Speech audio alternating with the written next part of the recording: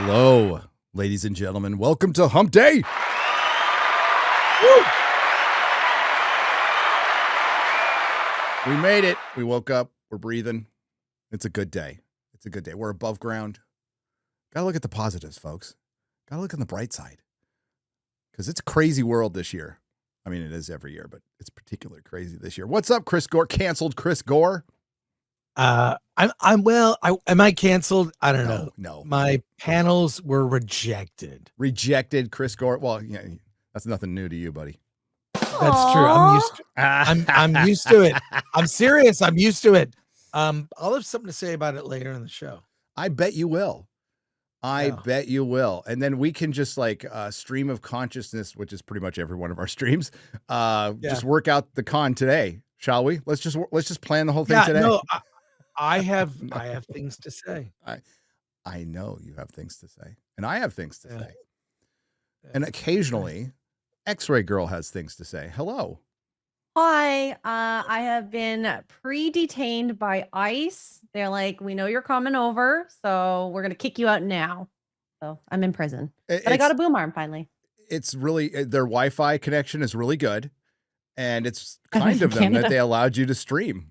I know, right? Yeah, America, freedom. ICE's internet's better than Canada's. Well, and as an illegal, you get free healthcare. Isn't that good?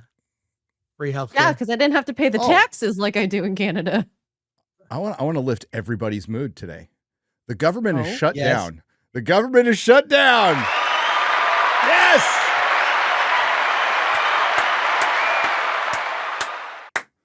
They will no longer be wasting some of our tax dollars, or at least for the next 48 hours or so. What does that mean? The government is shut down. And necessary services are continue. Like they didn't shut. Like the military's not shut down, and it's all their bullshit is shut down right now. Supposedly, it's all a show. And then the Democrats are getting Maxine Water and her wig are going to go out there and go, we want to give health care to everybody. We want to save lives. Bitch has never been in her own district for more than like a day. She's the worst. She is the worst. She is. Every time I see a clip of her, she's a moron. She even was talking this about don't bait me into saying out loud about the out loud what I'm actually thinking. Yeah. It's just like, don't trap me by asking a question I have to answer. It was like really like the stupidest response. Really, I used to look up to politicians and realize they are just morons. There's nothing special about them. They're coasters. They're just unimpressive people, unremarkable. Washington is Hollywood for ugly people. Yeah, if you're marginally talented, you can actually be a success in politics. But they're so revered.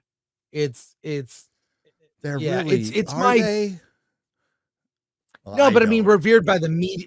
Oh, yeah, well, you know what I mean? Like when they're on talk shows, I can't believe. Did you see the list of like politicians that have been on the late night shows?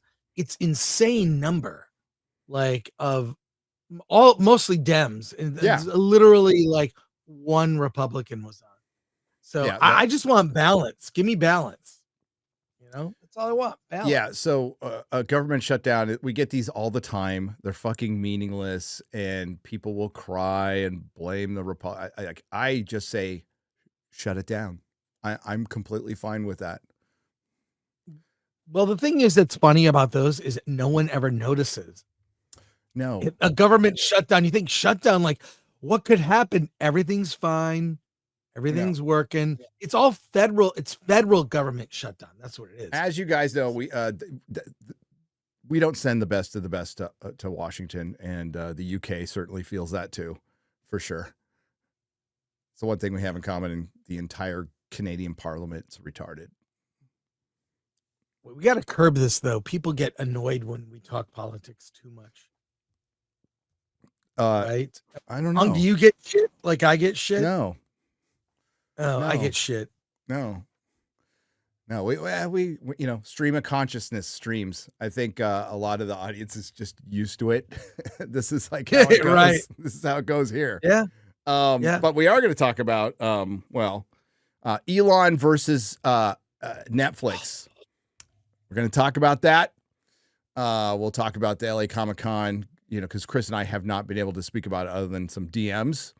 We're going to check out Christian Toto's take on One Battle After Another, a movie both of us have seen, which is interesting. And I guess one thing I haven't talked about, because it's just really, I don't think it's that much news, but we can certainly talk about how much the Acolyte cost. And it turns out it cost exactly what we said it cost when people were telling us we didn't know what we were talking about with the budget of the show. And it ended up being right. How often does this happen? Almost every time. Almost every time. They can spend whatever they want. It doesn't look like it cost that. It looks really cheap. It looks like it shows that Headland is not a good producer. A good producer would really get a lot for their money. Let me give you an example. Dune Part 1 and Part 2, they cost less than the Acolyte. Yep. I mean, those were relatively, for the scale of those movies, inexpensive. And look at that cast. And, whether you love that movie or not, either of those films, it's the production, the money is on screen, from the cast to the effects. And I did have a chance to talk to Denis Villeneuve about that, why the realism of it. He said they shot everything in the sun. He said there's something about like fake lights that look fake. Yeah. Acolyte looks like it was shot on a stage, right? Looks fake vegetation. They're running past the same three bushes like a Flintstone cartoon. It's cheap. But in Dune, they shot it all outdoors. It's all natural light. Natural light looks different. It lights different. And that's just one of the small little attention to detail that gives it the verisimilitude, which feels like it's real. Yeah. And Acolyte feels like it's not real. It's fake BS. One of the biggest differences between Lord of the Rings and The Hobbit is you can absolutely tell The Hobbit is filmed in studio. How much like natural light they use in Lord of the Rings. And believe me, you can tell the scenes where they don't use the natural light in Lord of the Rings. It stands out like a sore thumb, especially when you've seen it as much as I have, which is hundreds of times. But I think he's onto something there. They also did previs when we talked to that effects guy at Comic-Con. Yep. That always helps too. They also had a finished script that they're going to stick with. And while I think Dune Part 1 is better than Dune Part 2, a lot better, I think they pulled it off, and it's probably one of my favorite films by him. Has to be. Yeah, I think it's my favorite film by him. Lord of the Rings mostly all shot outside. But what's weird is Peter Jackson, oh God, we're getting so nerdy now. It's the color correction that saved it. Yeah. He wanted it to feel real. And it's like, well, you've got light changing, whatever. But that natural light, there's something about it. You can tell when it's not natural light. That's why the Acolyte looks so cheap. And Headland is just not a great producer, because you're allocating money. What are you spending money on? Wardrobe, cast, real sets. Well, pull that up, X-Ray Girl. Pull up the article. It's around there. Yeah. Yeah. I mean, it's like, I would be pissed if I was Kathleen Kennedy. I'd be pissed. That's why you see so many successful filmmakers come from indie film, because they have no money and they have to find a way to make something look big on a small scale budget. So good filmmakers can do that. Chris Nolan learned how to do that. It's among others. No, a lot of others. You know what? Gunn was very famous for being under budget or right on budget up until very recently. Very respected on that. And on time, on budget, Gunn was that because he just didn't want anyone to pay attention to him. He was smart when he was at Marvel. At DC, I have problems. I've seen the new Peacemaker. Oh, he's a changed man. We'll get into that after this. He is a changed. He is a changed man. It's gone to his head, man. It just has. But here, so Forbes, which is great on this. Carolyn Reed is always on this stuff, which is propster. Forbes, Paul Tassie's there, whatever. But it's got I can't remember his last name. Eric. I follow him on Twitter. We actually, they've got a couple of people at Forbes who I will actually call real critics and real journalists, which is the highest form of compliment I can give anybody in the access media, because it's usually filled with a bunch of fucking slop. But there's a couple of people at Forbes who actually are legit. And Carolyn Reed is she basically gets access to what everybody could get access to, which is the budgets are made public when you film something in the UK. Eventually, it's usually about a year and a half, I think. Correct me if I'm wrong, chat. Might be a little less than that. But then you finally get the budget up to a certain point. There's still a time delay involved. She's the one who came up recently that The Witcher, up until October or December of 2023, Netflix had spent in total on all the Witcher shows about a little over $500 million. But if you're adding in the budget of seasons 4 and 5 now, which has been reported at 221, so you're looking at $750 million have been spent on the Witcher series, which is unfucking believable. Yes, Netflix has the money, but that's not sustainable. That's not a sustainable thing, especially when you're spending that $221 million for the next 2 seasons to save face. Like, by all means, but in a normal world, 10 years ago, that show's canceled. That show's canceled. But we don't live in that world anymore, which is insane. And then Hollywood cries broke and says, oh, we've got too much and we're oversaturating. It's like, cancel bad shit. Oh, and keep good stuff going. Mindhunter, I think that's the one that people are like, what the fuck did you canceled Mindhunter, but you kept The Witcher going? What? Cost of Star Wars show The Acolyte surges to $250 million. I remember, Chris, being told that I am just an evil grifter making up numbers to shit on Star Wars, pulling those numbers out of my ass. And our cohorts were all, and you too, were all blamed when we said this is $250 million. This is $200 million show. I don't even think I said 250. I think I said 230.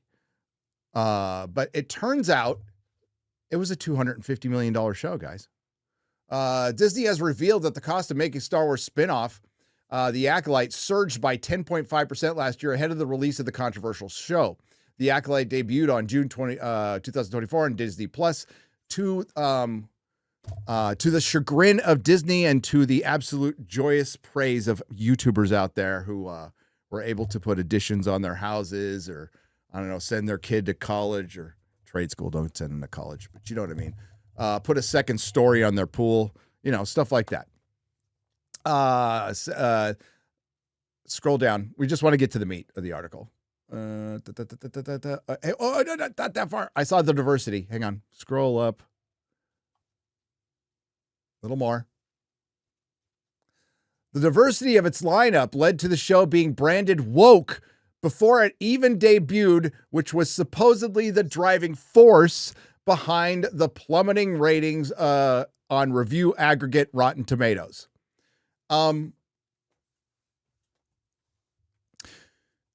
think it was the fact that they decided to go 100 years ahead and prioritize the diversity, prioritize it at Star Wars Celebration.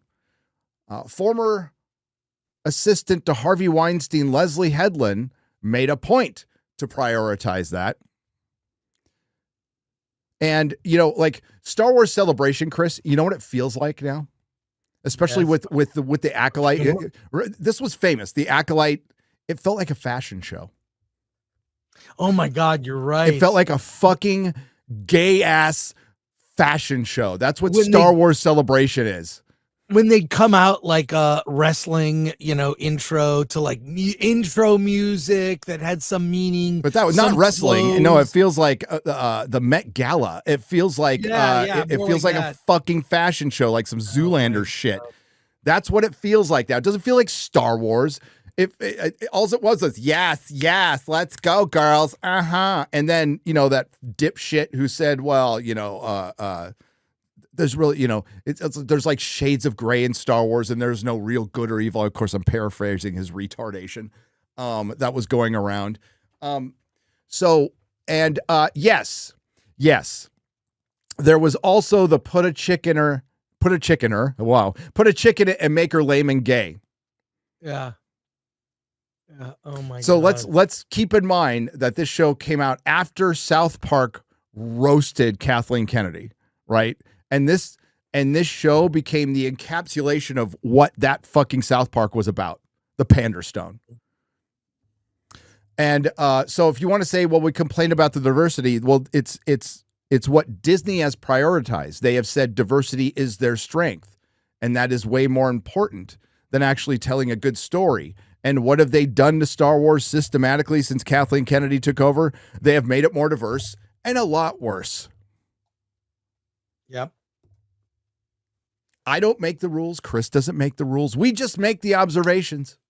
But I'll say this, like, if you know a lot, and I'm sure you know a lot, as do I, about the making of the first Star Wars. Yes. Gorgeous. Okay. It was made for $10 million, and that's $10,019,76. Okay. But things were so cheap. It was like found stuff. The lightsaber, Luke's lightsaber, is a Graflex tube, which is a piece of photography equipment. I bought one because I was so excited. You could buy a Graflex tube. Now they glued a few things onto it, but it's basically that. That's a lightsaber.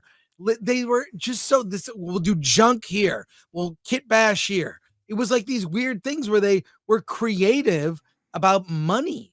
And these producers, especially Disney and Marvel, when you've got money, you've got this endless, bank account. Money, when money solves problems, and government is bad at this too. When money is what's used to solve problems, whether it's filmmaking or whatever, the result is lazy. No, absolutely. Lower budgets. If you are talented, if you are worth your salt, Chris, this goes for the best example is The Matrix. Right. The Matrix. I'll get into that in a second. But lower budgets inspire creativity and innovation. You have to do it if you are really passionate about your project. If you're like, I'm going to get this done, I'm going to work for free 10 hours, which a lot of these people, it broke the Wachowskis. I mean, it turned them into women, for Christ's sake. But if you go and watch The Matrix, that was on a limited budget. It was it's a great movie. And those directors, the Wachowskis, when they were dudes, they were on a path to greatness. They were on a path to greatness. They were so innovative. It was such a groundbreaking, paradigm-shifting movie, and it was because they didn't have much money. And then if you go watch some of the best behind the scenes are for the Matrix sequels. We've talked about it before, but they actually have like people come on and criticize the movies. And they also talk about what changed. They were really honest about it. And they said, well, we went from being in hotels and sharing trailers to we all had our own trailers. We had full catering. We had everything we wanted, and it just got bloated and crazy. And they gave him too much. And that's what drove down the Matrix sequels to devolve into diverse people raving in a fucking cave, which was stupid. But there's only one Matrix movie. There's only one. And the Animatrix.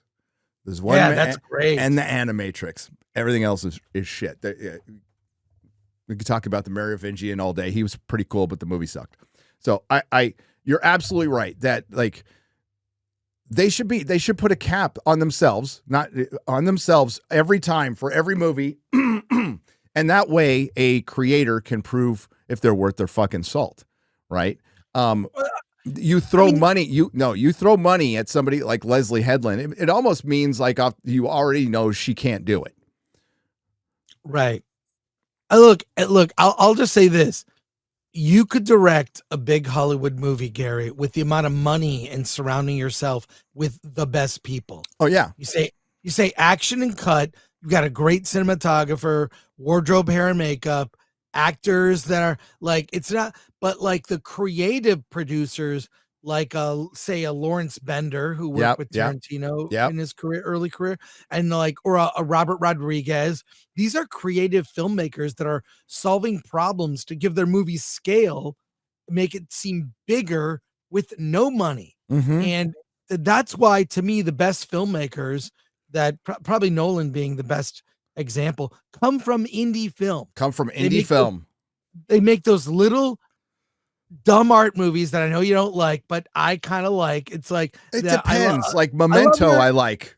Yeah, but I love your comparison to jazz. You're so right about that. It's like the people, like basically the sheep that are falling all over themselves to praise one battle after another, are like, well, because I like it, I'm better than you.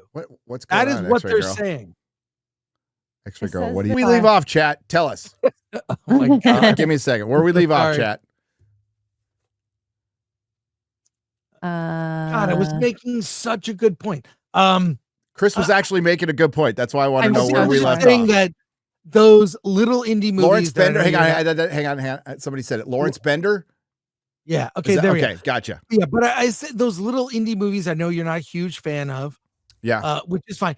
But those are a proving ground to absolutely can you make a really great story with limited resources. And when you look at J.K. Rowling, she wrote the Harry Potter books when she was freaking homeless and destitute and struggled. No, it requires resourcefulness, and that's where you know you're a true creative. Where what you were going back to, like they were just pulling fucking film equipment and shit just to make it work, and they made the biggest one. It's the biggest movie of all time.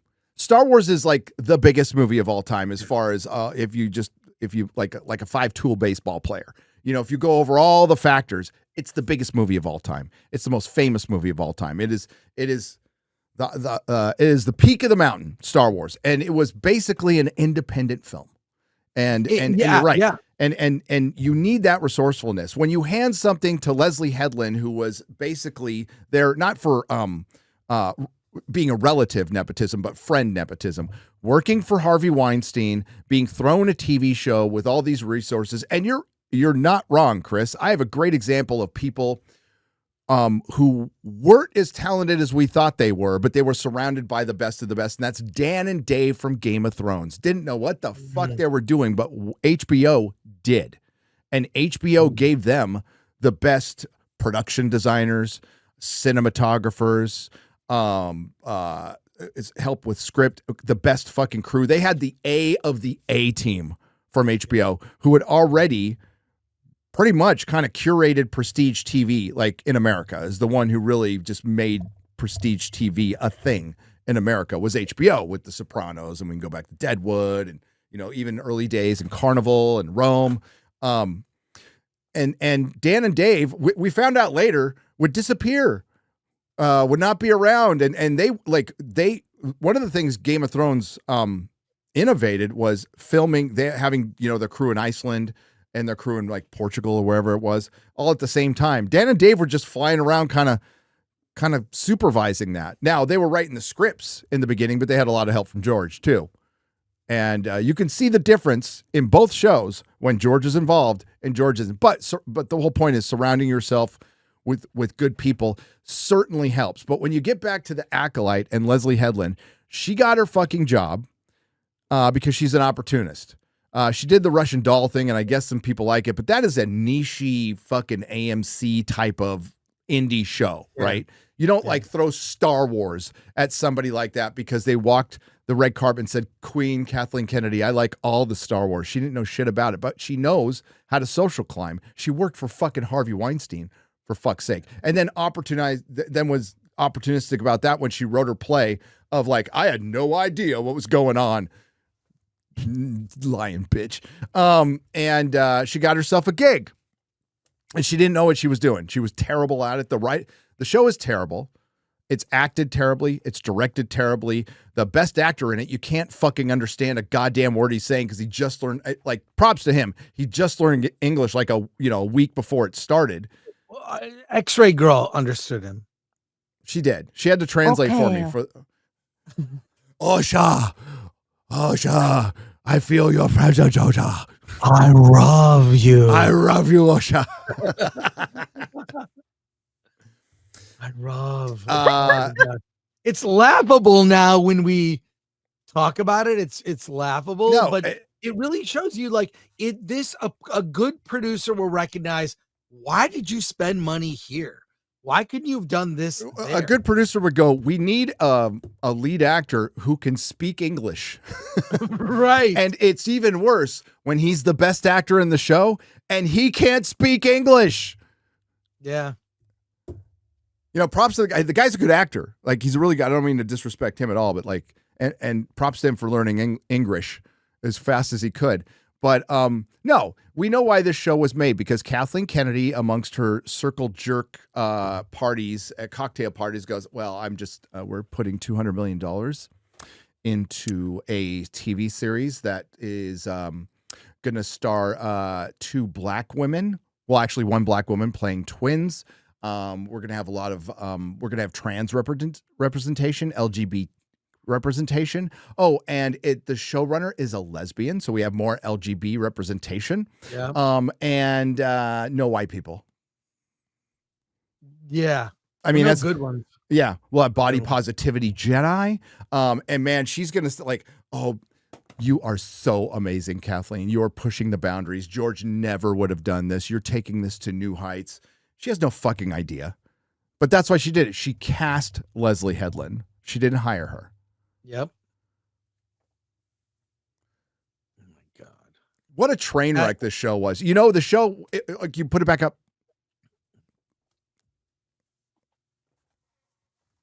X-Ray Girl, I'll tell you to take the articles down. Okay. I'll tell you when to take the articles down. Just a day after it launched on June 4th, 2024, its audience score stood at 50%, but then even darker clouds began to gather. Overwhelmingly negative reviews flooded in, leaving The Acolyte with an audience score of just 19%. Where's it at now? Has anybody checked it lately? Which is lower than the notorious 1978 Star Wars Holiday Special. I would watch the Holiday Special unironically and enjoy it as a linear form of storytelling more than I would The Acolyte. Now, I would rewatch The Acolyte and laugh.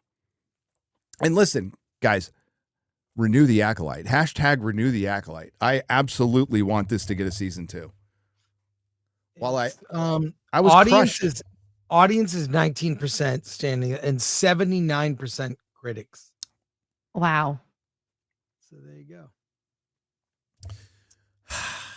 I mean, critics are basically just for Hollywood now. These aren't reviews for the general public anymore. I don't think I'm breaking any news to anybody in the chat.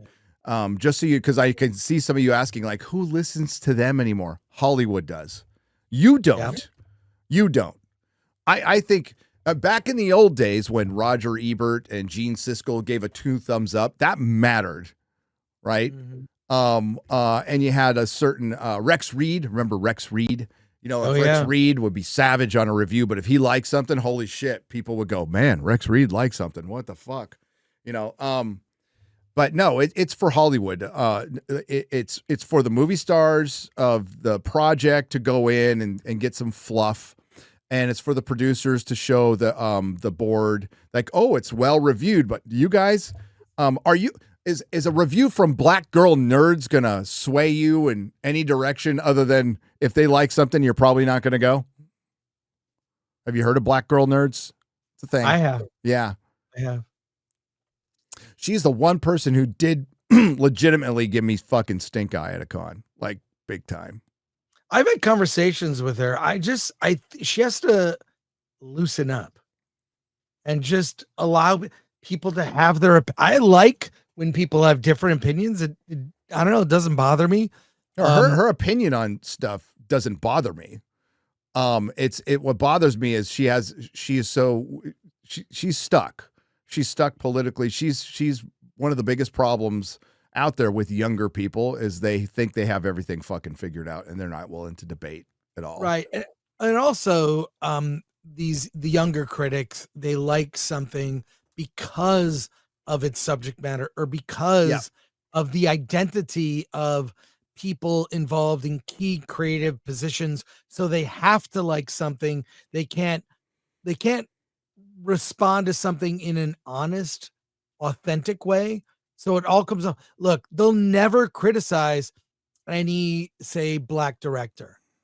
Give real legit criticism.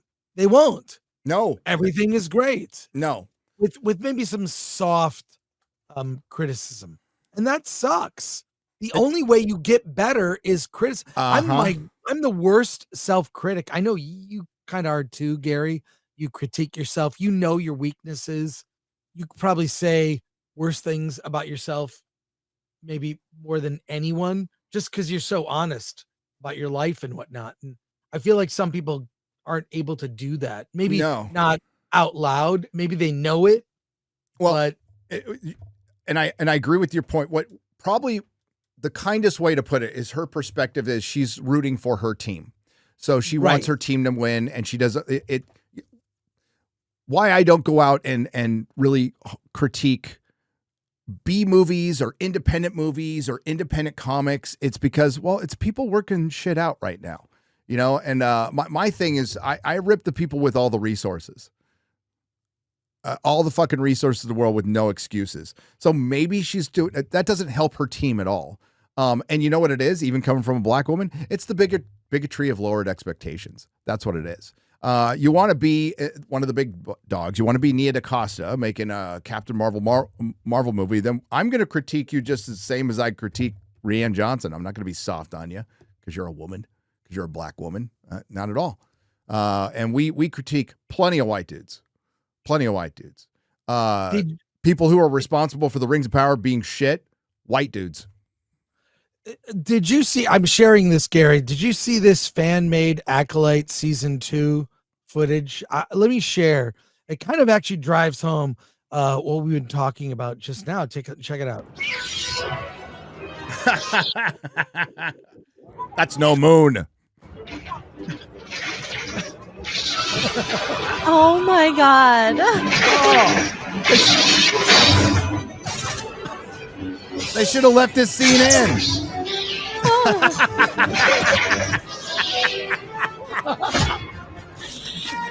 Wow. That was great. I love it. Street Wars. I love it. 10 out of 10, no notes. They should have left that scene in. I would have loved it. Put the article back up, please. That's great. Sorry about that. Despite the backlash, okay, so 79% critic score. I want you to remember that, folks. The Acolyte got 79%. What could you go over, Chris, and look at the top critic score? Because that's probably the all critics, and they pad that. Rotten Tomatoes is full of shit, by the way, and it's curated, and that's why they have. No offense to any smaller site whose point of pride is being a Rotten Tomatoes critic. The reason they brought more of you in was to pad reviews. Okay, so go to top critics. It's 72%. 72%. Keep that in mind when and you know what? I'd make a list of every critic who gave a passing grade to the Acolyte. You shouldn't take their directions to the bathroom seriously. I wouldn't trust them to write a grocery list for themselves. But you know, keep doing it. Keep doing it. So despite the backlash, the stars aligned for the Acolyte at the outset, with its first 2 episodes generating 4.8 million views on launch day, according to Disney. It was making it the biggest D+ series premiere of the year, according to Deadline. Well, because nothing else came out. Except for Echo. This earned, it was Echo, right? Yeah, the Acolyte was just last year. Feels like it was years ago. This earned it 7th place on Nielsen's top 10 originals chart. And I want to point out that is true, Chris. And you know what hasn't shown up on the top 10 originals chart for Nielsen? Is it Peacemaker season 2. Oh. More people watch the fucking Acolyte. Originals chart premiere in 488 million minutes viewed, blah, blah. It climbed a 1 spot in second week, but then experienced a dramatic fall from grace once people actually watched it. Big shock. At grace and exited the list. So scroll down to the where they get to the money. The cost took the industry by surprise, with many outlets wrongly claiming that 180 million was spent on the show. 2 experts who got it right were the news site That Park Place and entertainment industry pundit Valiant Renegade, which later and Friday Night Tights also noting that the show's production costs were likely to soar higher. This was a bang on the money. And yes, hail Valiant Renegade, by the way. We love Valiant. The Acolyte was released just over 8 months after the date of last year's filings, blah, blah, blah, blah. Where do we get to the actual number? There was no doubt. The Acolyte was made in the United Kingdom, which shines a spotlight on its costs. Studios filming in the UK get a reimbursement of up to 25.5% of the money they spend in the country, providing that at least 10% of their core costs are incurred there. So scroll down. My God, she's really going on and on. The filings are released. I don't care. I just want the number. Okay, here we go. Right there.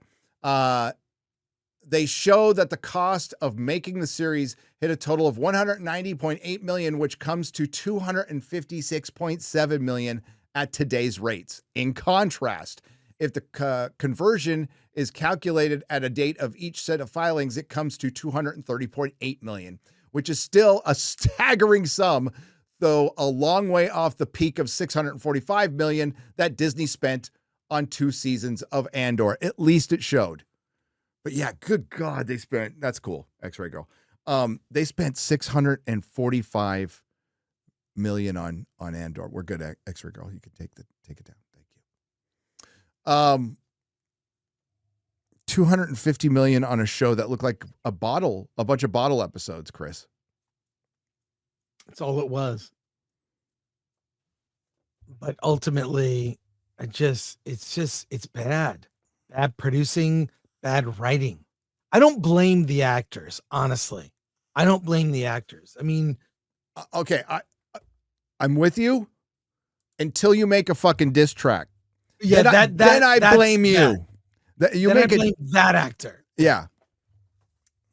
That 100%. was the Acolyte. I promise you, that propelled the Acolyte to the stratosphere. It would have we would have laughed at the 3rd episode, and it was kind of dying down.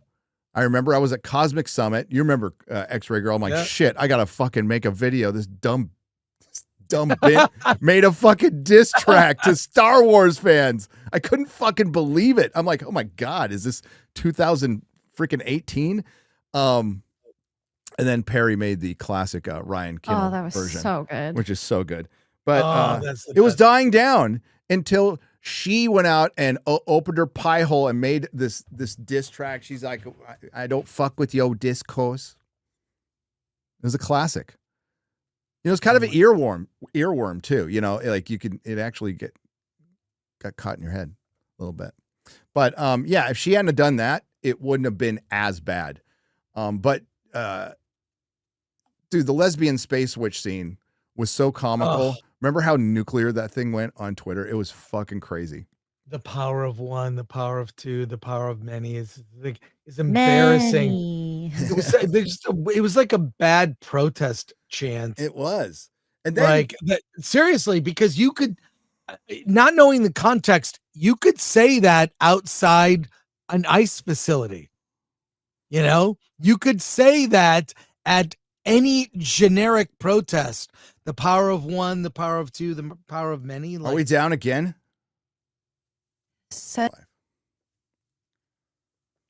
Wonder if that hit my Twitch. I don't even know what the password is. I don't think so. Okay. There we go. There we go. Are we live? We're live. We are live.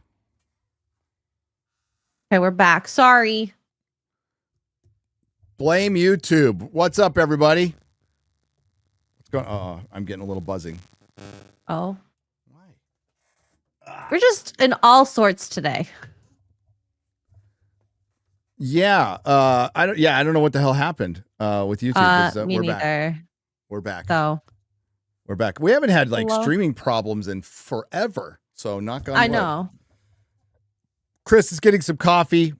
We were talking about the Acolyte, but we're also going to talk about Elon Musk. Elon Musk versus Netflix right now. So Libs of TikTok found a show that it's been canceled for a couple years, but it's still there. And we can go back to Cuties and the controversy with Cuties. And this one in particular is children's programming from a couple of years ago that Libs of TikTok found, and then Elon signal boosted it. I haven't seen the show. I won't see the fucking show. I don't know who's watching kids programming on Netflix, to be honest with you. It's never really moved the needle, but that doesn't make a difference. It is more of the same, especially from a couple of years ago when we learned from Disney's Not So Secret Agenda that they were really making a concerted effort to teach gender ideology to little kids, not 14-year-olds and 15-year-olds, or when people start learning about sex ed, little kids, little kids.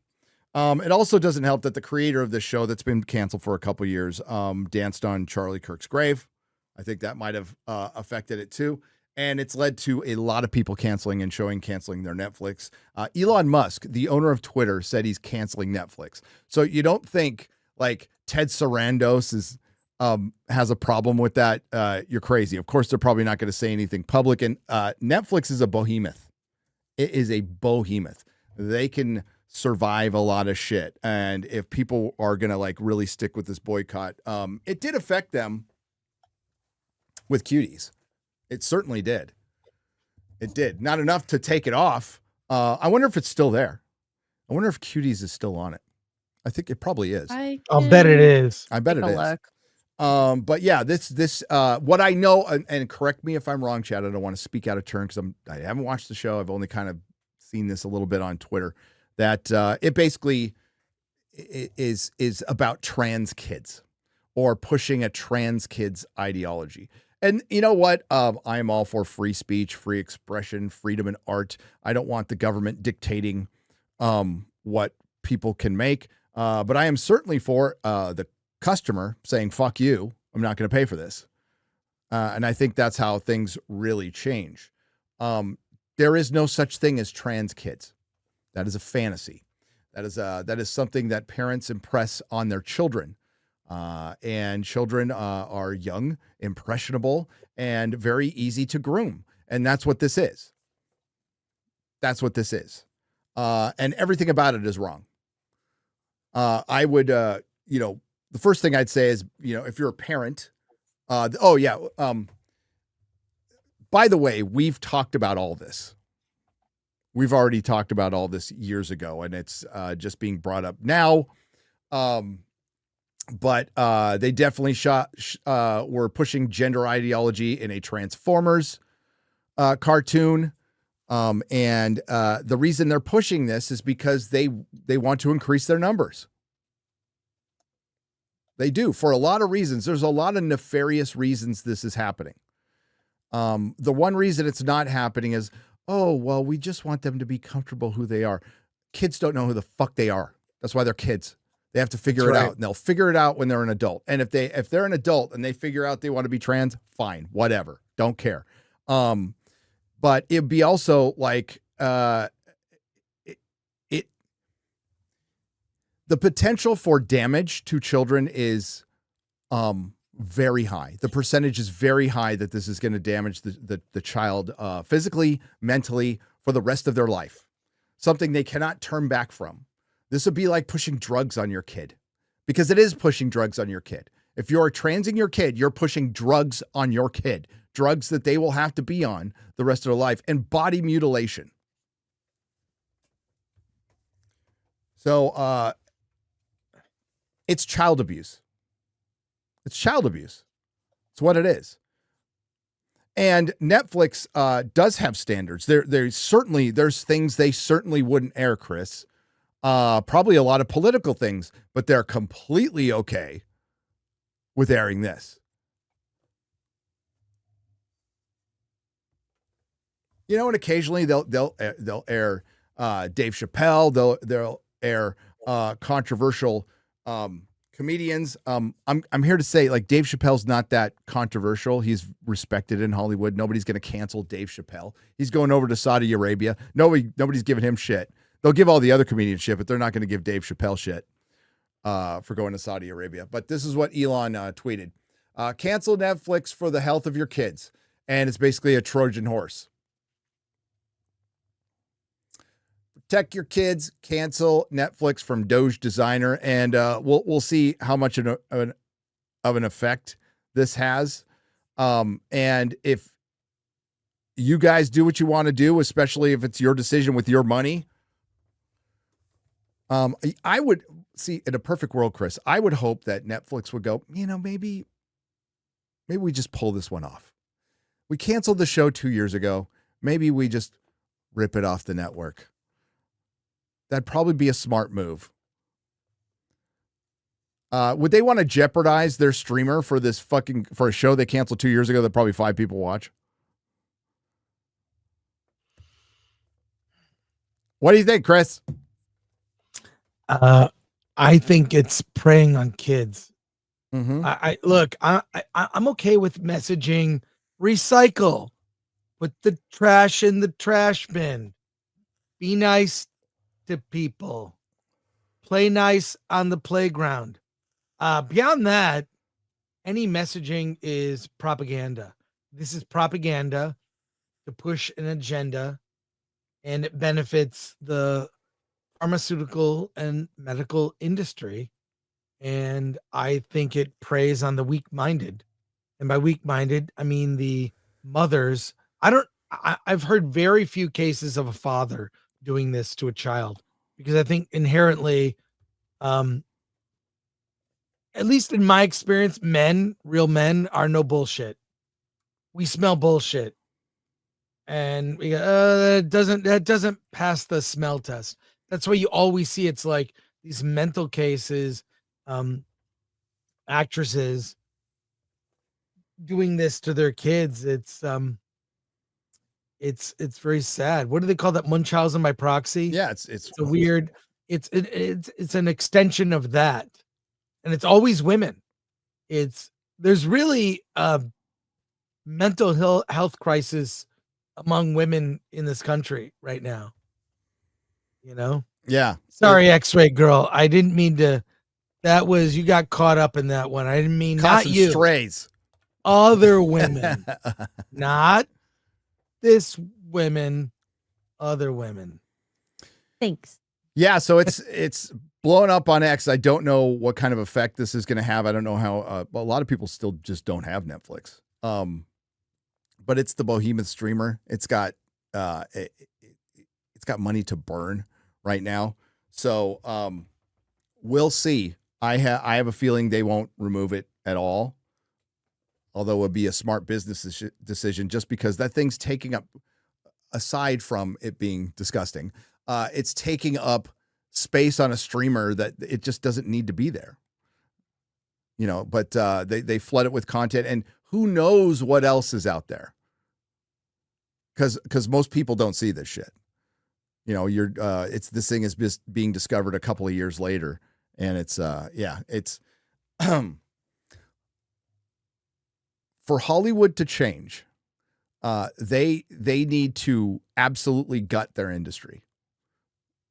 They just need to gut their industry, and we've said this for years. I hope they change. We can't create a new Hollywood overnight. This is something that's built up for 100 years, but I don't know how they change when we continue to get stuff like this, and people, adults, think this is completely okay, and also are trying, they conflate. This is the dangerous thing. They conflate the trans right issue with kids, and that's the thing. JK has come out against. Graham Lenehan has come out against, and we've consistently said whatever you're doing as adult is fine, but this is just fucking wrong on every level. And unless people start deciding for themselves, like, hey, waking up to a basic morality that you're fucking destroying your kid's life so they can be an accessory for you, and they don't want to face it. They don't want to face it. And because they probably know deep down inside, oh, I fucked up, but I don't want to face the horror of knowing that I might have fucked up my kid's life forever. So I can brag to my friends.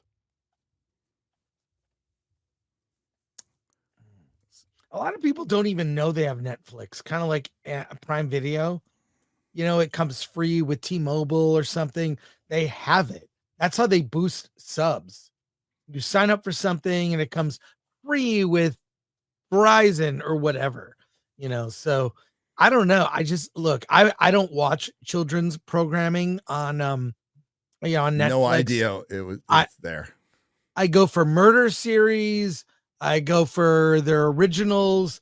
And I like their series like Squid Game, among others. So there are good things on Netflix, but this children's program, I don't know how to attack that directly. I mean, maybe they just get out of that business, you don't need, I don't know anyone that signed up for Netflix for kids programming,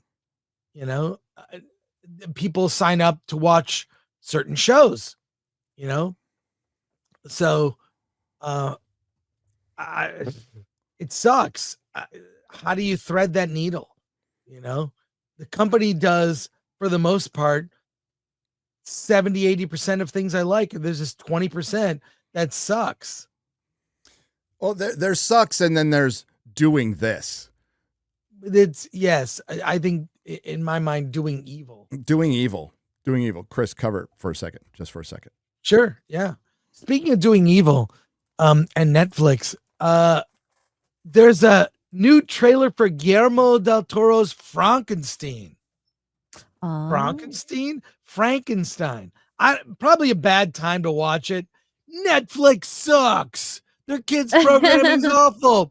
Frankenstein comes out but also Frankenstein, though. It's going to be in theaters, I think, end of October, but then on Netflix, November 7th.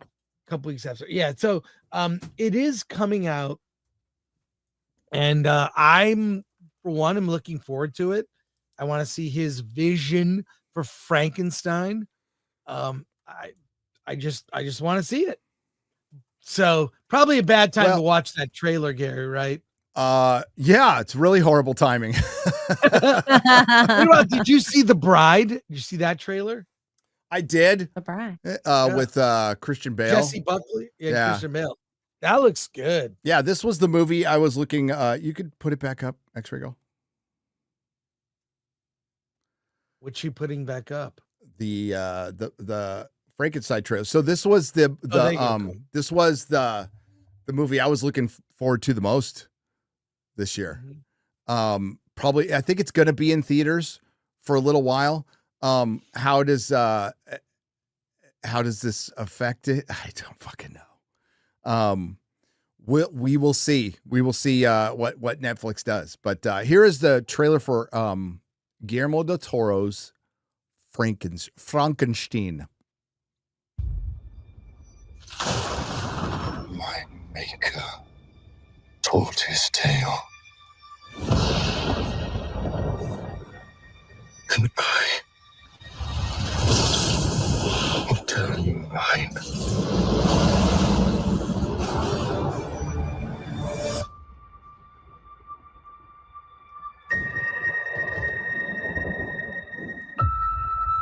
I remember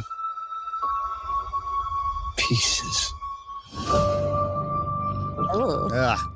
Memories of different men.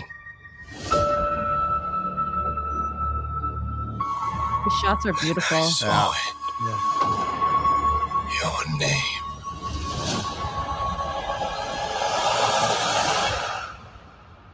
Victor Frankenstein.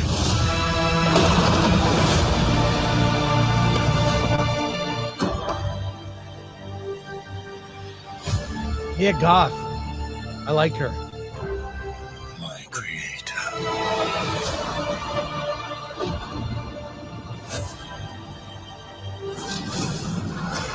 I demand a single grace from you.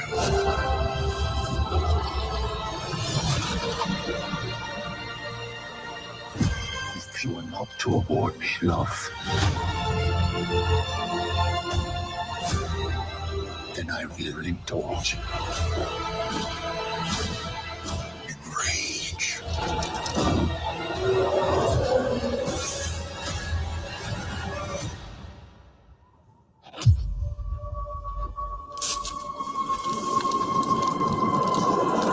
Now, run.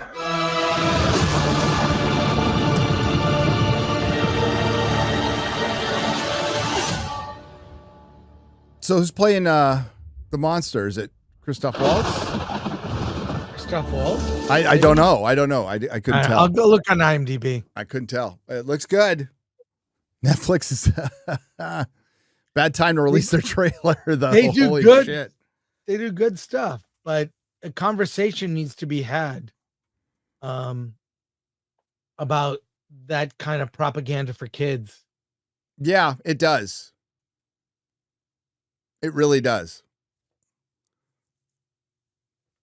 But it just the solution would be somebody coming in from the government and making standards, and then like, fuck, that's a slippery slope. I would hope, again, hoping against hope, and hope is not a strategy, that people just wouldn't put that shit out there. But there are plenty of people out there who really want to groom kids for lots of reasons, and chat, those reasons are probably the exact reasons you're thinking. They want to push it. They want to fucking push it to where maps are okay. That's the fucking in game. Let's stop pretending it's not. The creature in Guillermo's Frankenstein is played by Jacob Elordi. Okay. And he's a very pretty man. If you look up his photo. Okay. Okay. I'm just saying, I think this is on YouTube, actually. There was a version of Frankenstein that was a 2-part event on network TV called Frankenstein, The True Story. And it's a very different take on Frankenstein, where the creature played by Michael Sarrazin, it starts out like he's like a very handsome man. And then he begins to decay. So he starts out like this beautiful creation, and he tries to orient him into society, and he little by little begins to turn into a monster. It's like you can find it on YouTube, or I think Amazon, and it's free to watch. It's great. As a kid, I saw it. It was excellent. It was a tragic telling of the story. Not so much makes him a monster from the get-go. I think I remember that. I do. Yeah. I do. That's it was in the 70s, and it really it was great. I watched it recently. Pull up Christian Toto's review of One Battle After Another. We'll do this quickly because I put up a review on Nerdrotic Daily, and you guys have talked about it a lot. I saw your review. It's very honest. Well, yeah, I mean,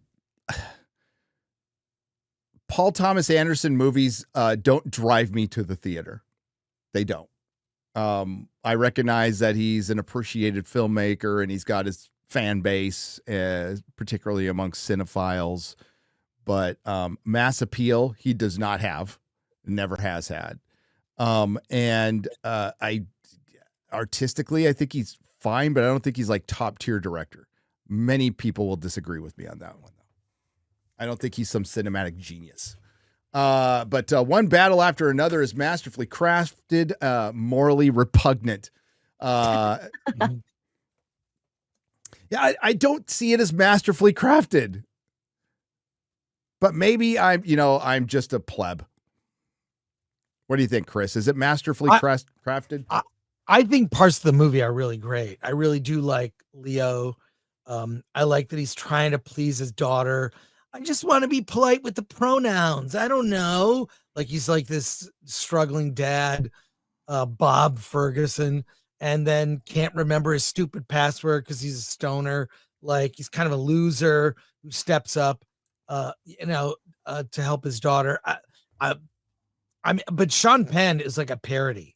Yeah, it's Sean Penn. Mm-hmm. He kind of reminds me though, Sean Penn with that hair and the tight fitting shirts. He reminds me of Eric Weber. Kind of really aggro. He very much reminds me of Eric Weber, but that's a weird aside. Is Eric aggro? A little bit. Is he? You might say he's a little angry dude who wears shirts one size or two sizes too small. And has hair like Sean Penn in this movie. But I thought I hold no ill will to Eric Weber, by the way. That just like everyone who I saw the movie with made the same comment that Sean Penn in one battle after another looks like Eric Weber. But make of that what you will. I saw it with a group of critics. So in any case, he's like a parody. Like again, white supremacists. How many times are white supremacists going to be the villain in everything, Peacemaker? Like it's not that you can't do it, like please do it, but all the time, is that a default choice? It's boring. As I've said before, they're replacing old bad cliches and stereotypes with new ones that also suck, and it sucks. And yeah, I agree with Christian Toto. It's morally repugnant and comes at a really bad timing with recent events. I mean, recent events within weeks. I don't think it's hard to make Antifa the hero here. They never use that. It's the French 75. It's Antifa. They dress like it. Same, some of the same tactics. It's I think there's a time to do movies like that.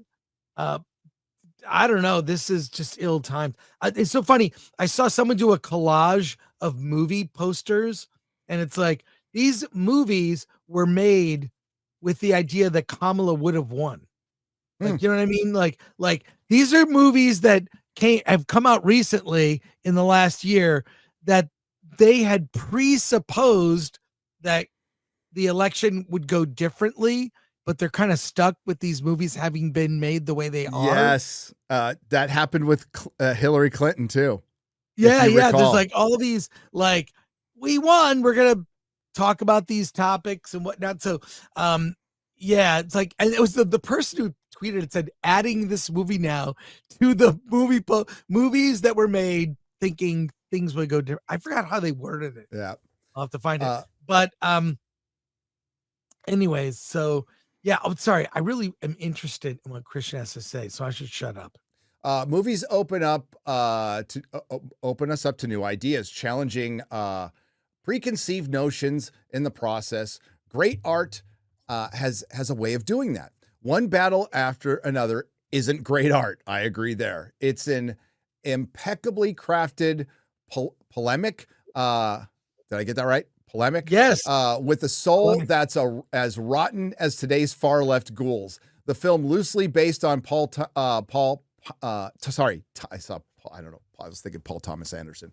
Thomas Pynchon's novel Vineland. Pynchon, but that's okay. Oh, sorry. Pynchon. Okay. I'm not French. Vineland casts an Antifa-style group as its heroes, demonizing law enforcement at every conceivable turn.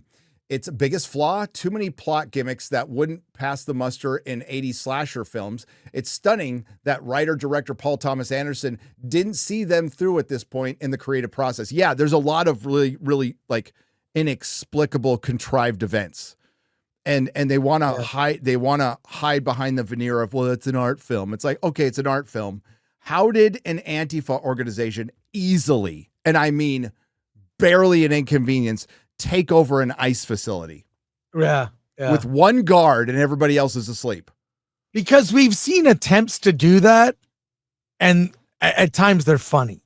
Like because you see those skinny Antifa dudes with everything in black and their faces are covered, and one push from an ICE agent and they fall over. Yeah. So no surveillance at this ICE facility at all. Basic cages, no redundancy in security. They took over one guard, basically, one or two, and everybody else was asleep. And they were easily captured the commander who didn't know what was going on, which was Sean Penn. So that was a bit much. Its biggest flaw, too many plot gimmicks, as I said. Did ideology dull his artistic senses? If so, they didn't ding his sense of cinematic excitement. One battle after another moves. It does. The film's running time might seem bloated, but there's never a lull in the story. I would disagree with you there, Christian. I was pretty fucking bored. What a shame that Anderson inserted so many forehead smacking scenes en route. The film opens along the U.S.-Mexico border. A violent group known as the French 75 overruns an immigration detention center, holds guards at gunpoint, and sets off explosions to distract anyone who might stop their assault. And they're ostensibly the good guys. The villains are everywhere in the form of U.S. government officials, immigration officers, and leering ghoul named Colonel Stephen J. Lockjaw Sean Penn. Yes, that's his actual name. Colonel Lockjaw may be Penn's most indelible, thank you, screen performance, and that's saying plenty. More of him in a moment. An activist named Perfidia, Lawrence Taylor, by the way, is the French 75's emotional leader, and she drags her inept beau, Bob DiCaprio, into the fray. He's not a quick study, but he adores Perfidia and will do as he is told. One absurd plot gimmick later, and Perfidia gives birth to a bouncing baby girl, but this sudden family can't shake the long arm of the law. Flash forward 16 years or so, and Bob is a single father to young Willa, Chase Infinity. Is that really her name? Perfidia is out of the picture, and Bob spends his days doting on their daughter and smoking copious amounts of weed. When Colonel Lockjaw re-enters the picture with Willa in his sights, Bob must become the father he never expected he could be. The plot summary omits the heavy summarizing built into the battle. French 75 targets ICE-like centers and agents, and their methods are never come under scrutiny. Never. Not once in this film. There is... hang on. It's better to look at it. There's no come to Jesus moment. Oh, sorry, go on. No, there's that's what he's saying, morally repugnant. It's like there could be a character outside of these characters saying, should we be doing this? That, you know what I mean? Like someone that's a skeptic, like Han Solo was a skeptic about the Force. You know, there's no discussion of, are we doing the right thing? It's like, no, this is all wrong. We're going to blow them up, kill them with machine guns. It's weird. Even I saw a Q&A with PTA and the whole cast, including Leo. And the actress who played Perfidia said, like, about the machine gun, she was asked about that. She said, I would not do that if I was pregnant. That seems really dangerous. She goes, I don't agree with what my character did. She kind of distanced herself from the character, the actual actress, who does look like Lawrence Taylor. Yes. And it's because the character snitched and got her friends killed. And like, they did have a moment of it's not self-awareness, but Leo was looking at her while she was firing the machine gun going, what the fuck is she doing? She's pregnant. Yeah. You know, there's no come to Jesus moment to be found within the revolution of characters. That is true. They mildly set it up and did nothing with it. They blow up buildings, shoot innocence, and praise violence at every turn. They're the heroes of the film, and to this critic, it's sickening, especially given recent headlines. The government officials depicted here, from Colonel Lockjaw to lesser figures, are either racist, murderous, liars, or all three. Often all three. A farcical subplot with Colonel Lockjaw vying to join a white supremacy group. It's like a Joy Reid fever dream, but less coherent. Penn's character is monotonously. Did I get it? Monotonously. God, I can't read. Monotonously. I know that word. I just can't read it for some reason. One-dimensional. The best movie villains offer a few shades of gray, moments where their humanity peaks through their rage. Nothing doing here. What is Anderson trying to say? Better yet, why is he trying to say it? DiCaprio delivers another impeccable performance. Bob is unlike any character we've seen before. He's hot-headed and mild-mannered, an accidental hippie who delivers the film's best comic beats. He's trying so hard to reconnect with his radical days of yore, but his pot-addled brain won't cooperate. Anderson overplays the running gag, but for a while, it's blissful comic relief. I think he's fine in it. I didn't find a ton of it funny. One battle after another may be viscerally, sorry, I could do it, in every sense of the word, but it can also be shockingly dumb. Plot coincidences pile up in the third act, while others offer some enthralling car chases. The car chases were pretty good. Yeah. How a master craftsman like Anderson could succumb to such silliness is a mystery. Then again, he may have been tripped up by his own messaging. It wouldn't be the first time. That's a shame, because there's a brilliant movie lurking within one battle after another, which also squanders Benicio del Toro, who's actually the best character in it, by giving him a silly anti-hero role. You could see it peering out of the shadows, combining the story's bravura filmmaking with the kind of nuance that makes great filmmaking.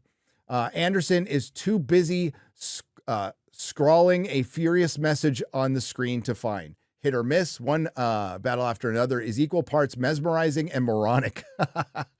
An exhilarating experience that will make viewers scratch their heads in more ways than one.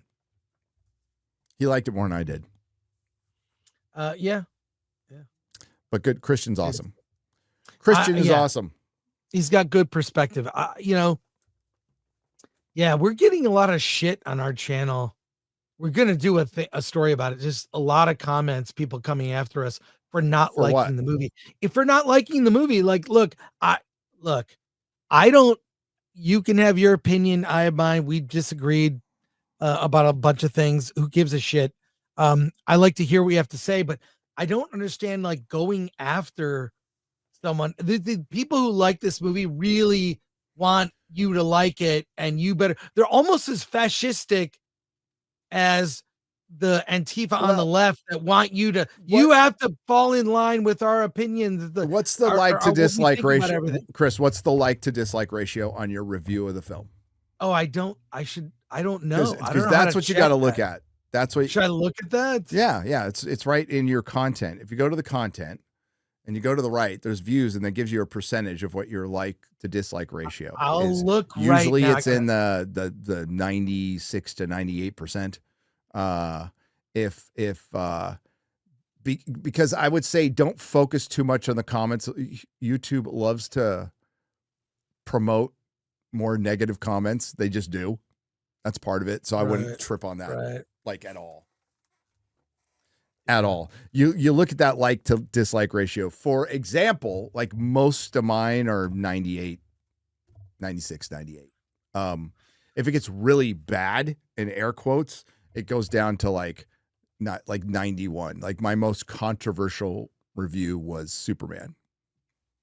Okay. I don't really see the likes to dislikes. I'm such a whatever. You go into studio, you go into content, and you look at your just look all the way to the right, and it'll be there. Okay. I'll find it. Yeah. I'll find it. So Yeah, no, it's just this movie. It's also, I think, really gonna win Oscars. Oh, It's the absolutely. movie Hollywood wants to champion. I think now the thing is with this, with the good reviews on Rotten Tomatoes, critics fall in line like sheep. You know, everyone else, the only people going to see this movie are people that are predisposed to like the message and like Paul Thomas Anderson because they'll like anything he does. It doesn't matter because they'll feel stupid if they don't like it. They want to be with what the crowd thinks. Yeah, you know, what does the crowd think? So, uh, you know, I think once normies see this, normies aren't going to this movie, Gary. Do you think normies are going to see this? I don't think so. I don't think normies are seeing it at all. Oh no. No, this is going to be urban elite, but I won't say elite, but a lot of upper middle class people in urban suburbs. Marin County. This is going to pack the theater in Marin. It's going to pack the theater in West Hollywood. It's going to pack the theater in San Francisco and Manhattan. Ain't going to pack the theater in San Marcos, Texas, in Lubbock. I don't think people are going to be lining up in Sheboygan, Wisconsin to go see one battle after another. Maybe Appleton, college towns. It's going to do well in college towns. Berkeley, man, it's going to sell out theaters in Berkeley. Everywhere else, they're not going to give a shit. It cost $130 million. Yeah. Did you hear that? Yes, I did. I was like, wow. I was thinking maybe half that. Yeah. I thought it was going to make money. I'm like, this might be a moneymaker, you know, a $50 million budget. What, 130? Which means it has to like make about $300 million worldwide to fucking break even. Will be nice. 280. And it ain't hitting that. It's not even going to be close. No. Not even close. But I think they don't care. I don't think they care. I think, you know, there was that rumor going around on Twitter a couple days ago that Mortal Kombat 2 was delayed because Warner Brothers had made enough money, that Superman was so profitable that they're like, guys, we did it. We made enough money. A giant corporation that's $15 billion in debt said, we made enough money this year. We can stop putting stuff out. Because that happens all the time. By the way, I looked up our one battle after another. It's 91.2%. So that's likes. That's on the low end. That's pretty low. Usually your likes to dislike is, like I said, 96 to 98, depending on the so it's 3,400 likes to 327 dislikes. Yeah. So don't trip on the comments. Just don't. Okay. That's great. I didn't know about that. If you're getting ratioed, then maybe you want to listen. But like at that point, what are you going to do? You told the truth. That's all you can do is tell the truth. Don't worry about making people happy or unhappy. Just tell the truth. And it's like, it's going to rub people the wrong way once in a while, but at least they're commenting and they're engaging and they're telling you how they disagree. Right. And that's fine. All that's good. But yeah, look at those likes to dislikes. Like, for example, the only time I've ever been ratioed on any of my channels was my, the Batman review. Oh, right. The Batman review, where I said his costume looked like shit and it looked like his cape was a trash bag. And, I pretty much stand by that. Not a big fan of his costume. I think it's like a weak ass version of the Arkham Asylum costume. And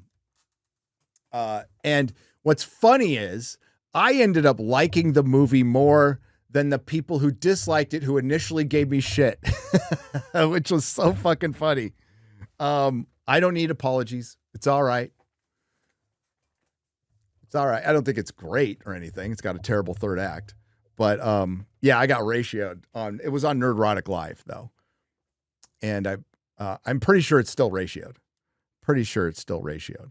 So that's what you got to watch for. YouTube is going to boost like the fuck you comments. They just do. But also, you know, if you like the movie, fine. But I think this was, it was predetermined, Chris, that people were going to like this in Hollywood. That the cinephiles were going to like this, that certain circles were going to like it. It was predetermined before this movie came out. And they're like, well, this will be easy. This will be a layup because it's Paul Thomas Anderson.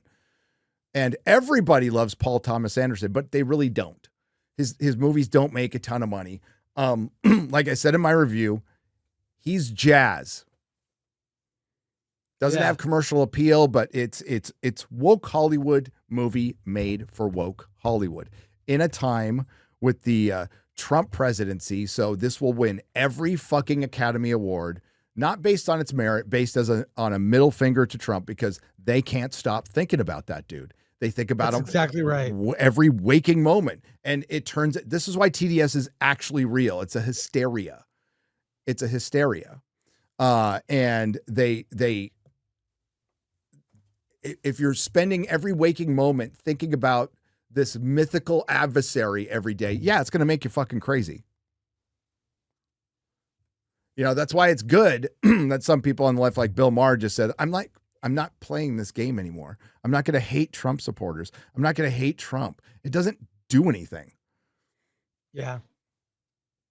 I mean, I like seeing him wake up about certain things, but he still seems like he's uninformed on a whole host of issues. You should get someone in the writer's room that, you know, questions.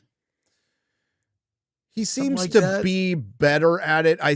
He's like Ben Stiller. He's like the other ones. He'll make some sense, and then I'm going to vote for Kamala and Gavin Newsom. Yeah, you know, it's like JK. JK fucking savaged Emma Watson. JK has to know. Well, she does know now that the Labor Party that she supported brought in all the shit that she's against. They brought it all in. What was her last statement on labor? It's going to be very hard to vote for them now. Well, I'm still going to vote for them, but it's going to be very hard. It's like, have you tried something different? Now, I'm not saying JK is going to like vote fucking reform. And I don't know much about Riddick. It sounds like a big uniparty over there. Maybe I'm wrong. You guys can correct me if I'm wrong. But yeah, they keep doing that, and they're misinformed about it. But when it comes to this movie, it's do all your betting on this movie for the Oscars. I can't see another fucking movie. This is gonna sweep. It's gonna win minimum 7 Oscars. And then probably Best Picture, Best Director, Best Actor Leonardo DiCaprio, Best Supporting Actor the daughter, whatever her name is, Chase Infinity or whatever. Yeah. And I don't think Sean Penn. He has been criticized. That's the one thing people have been criticizing pretty consistently was his cartoonish performance. And cinematography. That's the writing. Cinematography. What else? Script. Best screenplay. Yep. What you looking at? I'm looking at my likes and dislikes. Okay. Don't trip on it.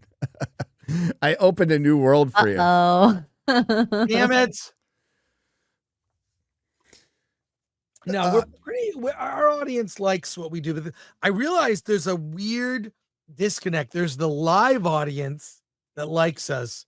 There's the audience that watches clips, completely different. Yeah. They're not people who regularly watch the channel. No, there are the live streaming audience and the video audience are largely completely different, completely separate. Yeah, separate audience. It's really weird. That's why it's good to balance, though. That's why it's good to do those clips and eventually edited videos, Chris. And that creates that gives you enough of both because in entertainment we go through quiet periods, and that's why it's good to we'll just focus a little more on live streaming today. We'll focus a little more on video. It's good to have diversity. It's our strength, Chris. That's right. Diversity. I love it. Content. Yeah. But your prediction for the Oscars, I mean, I can't see anything else. I mean, Wicked will do well. Avatar, well on technical stuff. But there is nothing Only coming thing out that can give it a run for its money is maybe Sinners. And I think if Sinners was closer to the Academy Awards, it would have. Because it's listen. Here's Sinners. what's against Sinners. Here's what's against it. It was too successful. It was a financial success. It was a box office success. That works against you for Oscars. The fact that one battle after another bombed at the box office, that actually helps it for Oscars, because the point of Oscars is to lift the movie up that needs help. And that movie needs help. The point of the Oscars should be giving the Oscar to the best movie of the year. And I know you know this, Chris. That never happens. That and there has to be factors in that. There has to be, how does it do at the box office? Critical acclaim, box office, critical acclaim. That really should factor into everything. The better the movie does, it has to be considered. It has to. Yes, there's some absolute shit, most of the shit. But you still have to consider it, right? God, like Dark Knight should have won Best Picture. It absolutely should have won Best Picture, without a fucking doubt. You know, and it didn't. And it's Harvey Weinstein, that fucker. Like, he's the one who created this art house film has to win. Before that, like, you know, Out of Africa would win, which is like a classic Hollywood epic movie. That's the kind of movie that would win. And they stopped making those. And it was cheaper to make, well, let's make art house film with young hip actor that cost $20 million that nobody gives a shit about, but it's got an influential producer. And because they manifest so much shit too. Like Shakespeare in Love is a fucking piece of shit movie. It's a terrible movie. Yeah. It had no business fucking winning anything. It was terrible. And I'm like sitting there, all my friends who saw it were like, well, that fucking sucked. And then it's winning all this shit. We're like, what the fuck? And it's because they manifest it. They're like, oh, everybody says it's great, so it must be great. It's not great. Well, it's because it's like the thing with One Battle. Like, you have to be in lockstep with loving the movie and praising every aspect of it. That's why I said checkbox, because you know, you've got to fall in line like sheep and love that film. And I think normies are going to say, this is the movie that won Best Picture, has all these 14 nominations, like, or whatever it is. Amelia Perez, bro. I know. Oh my God, what's funny? I just went to Paulie from Latino Slant's birthday gathering. He had a barbecue. I gave him all the Amelia Perez stuff. As a gift, I wrapped it. Did he like the movie? Oh my God. He didn't like the movie, did he? No, he didn't like the movie. Of course not. Yeah, I don't remember him like the movie. I gave him a signed framed poster that Netflix sent me, a hat, a shirt, like all this merch from Amelia Perez. I saved it. I was waiting to give it. That's awesome. That's a perfect gift for Paulie. It really is. Yes. We love Paulie, by the way, my sober brother. Hail, Paulie. Yeah, love Paulie. But no, dude, but like, we are just months away. It happened this year. We came a cunt hair away from a dude winning Best Actress. Yeah. It was going to happen. It was absolutely good. If that tweet doesn't get found, he wins Best Actress. A dude wins Best Actress. And I wanted that to happen. So I was trying to manifest that. I'm like, oh, fucking let's go. We'll get another opportunity.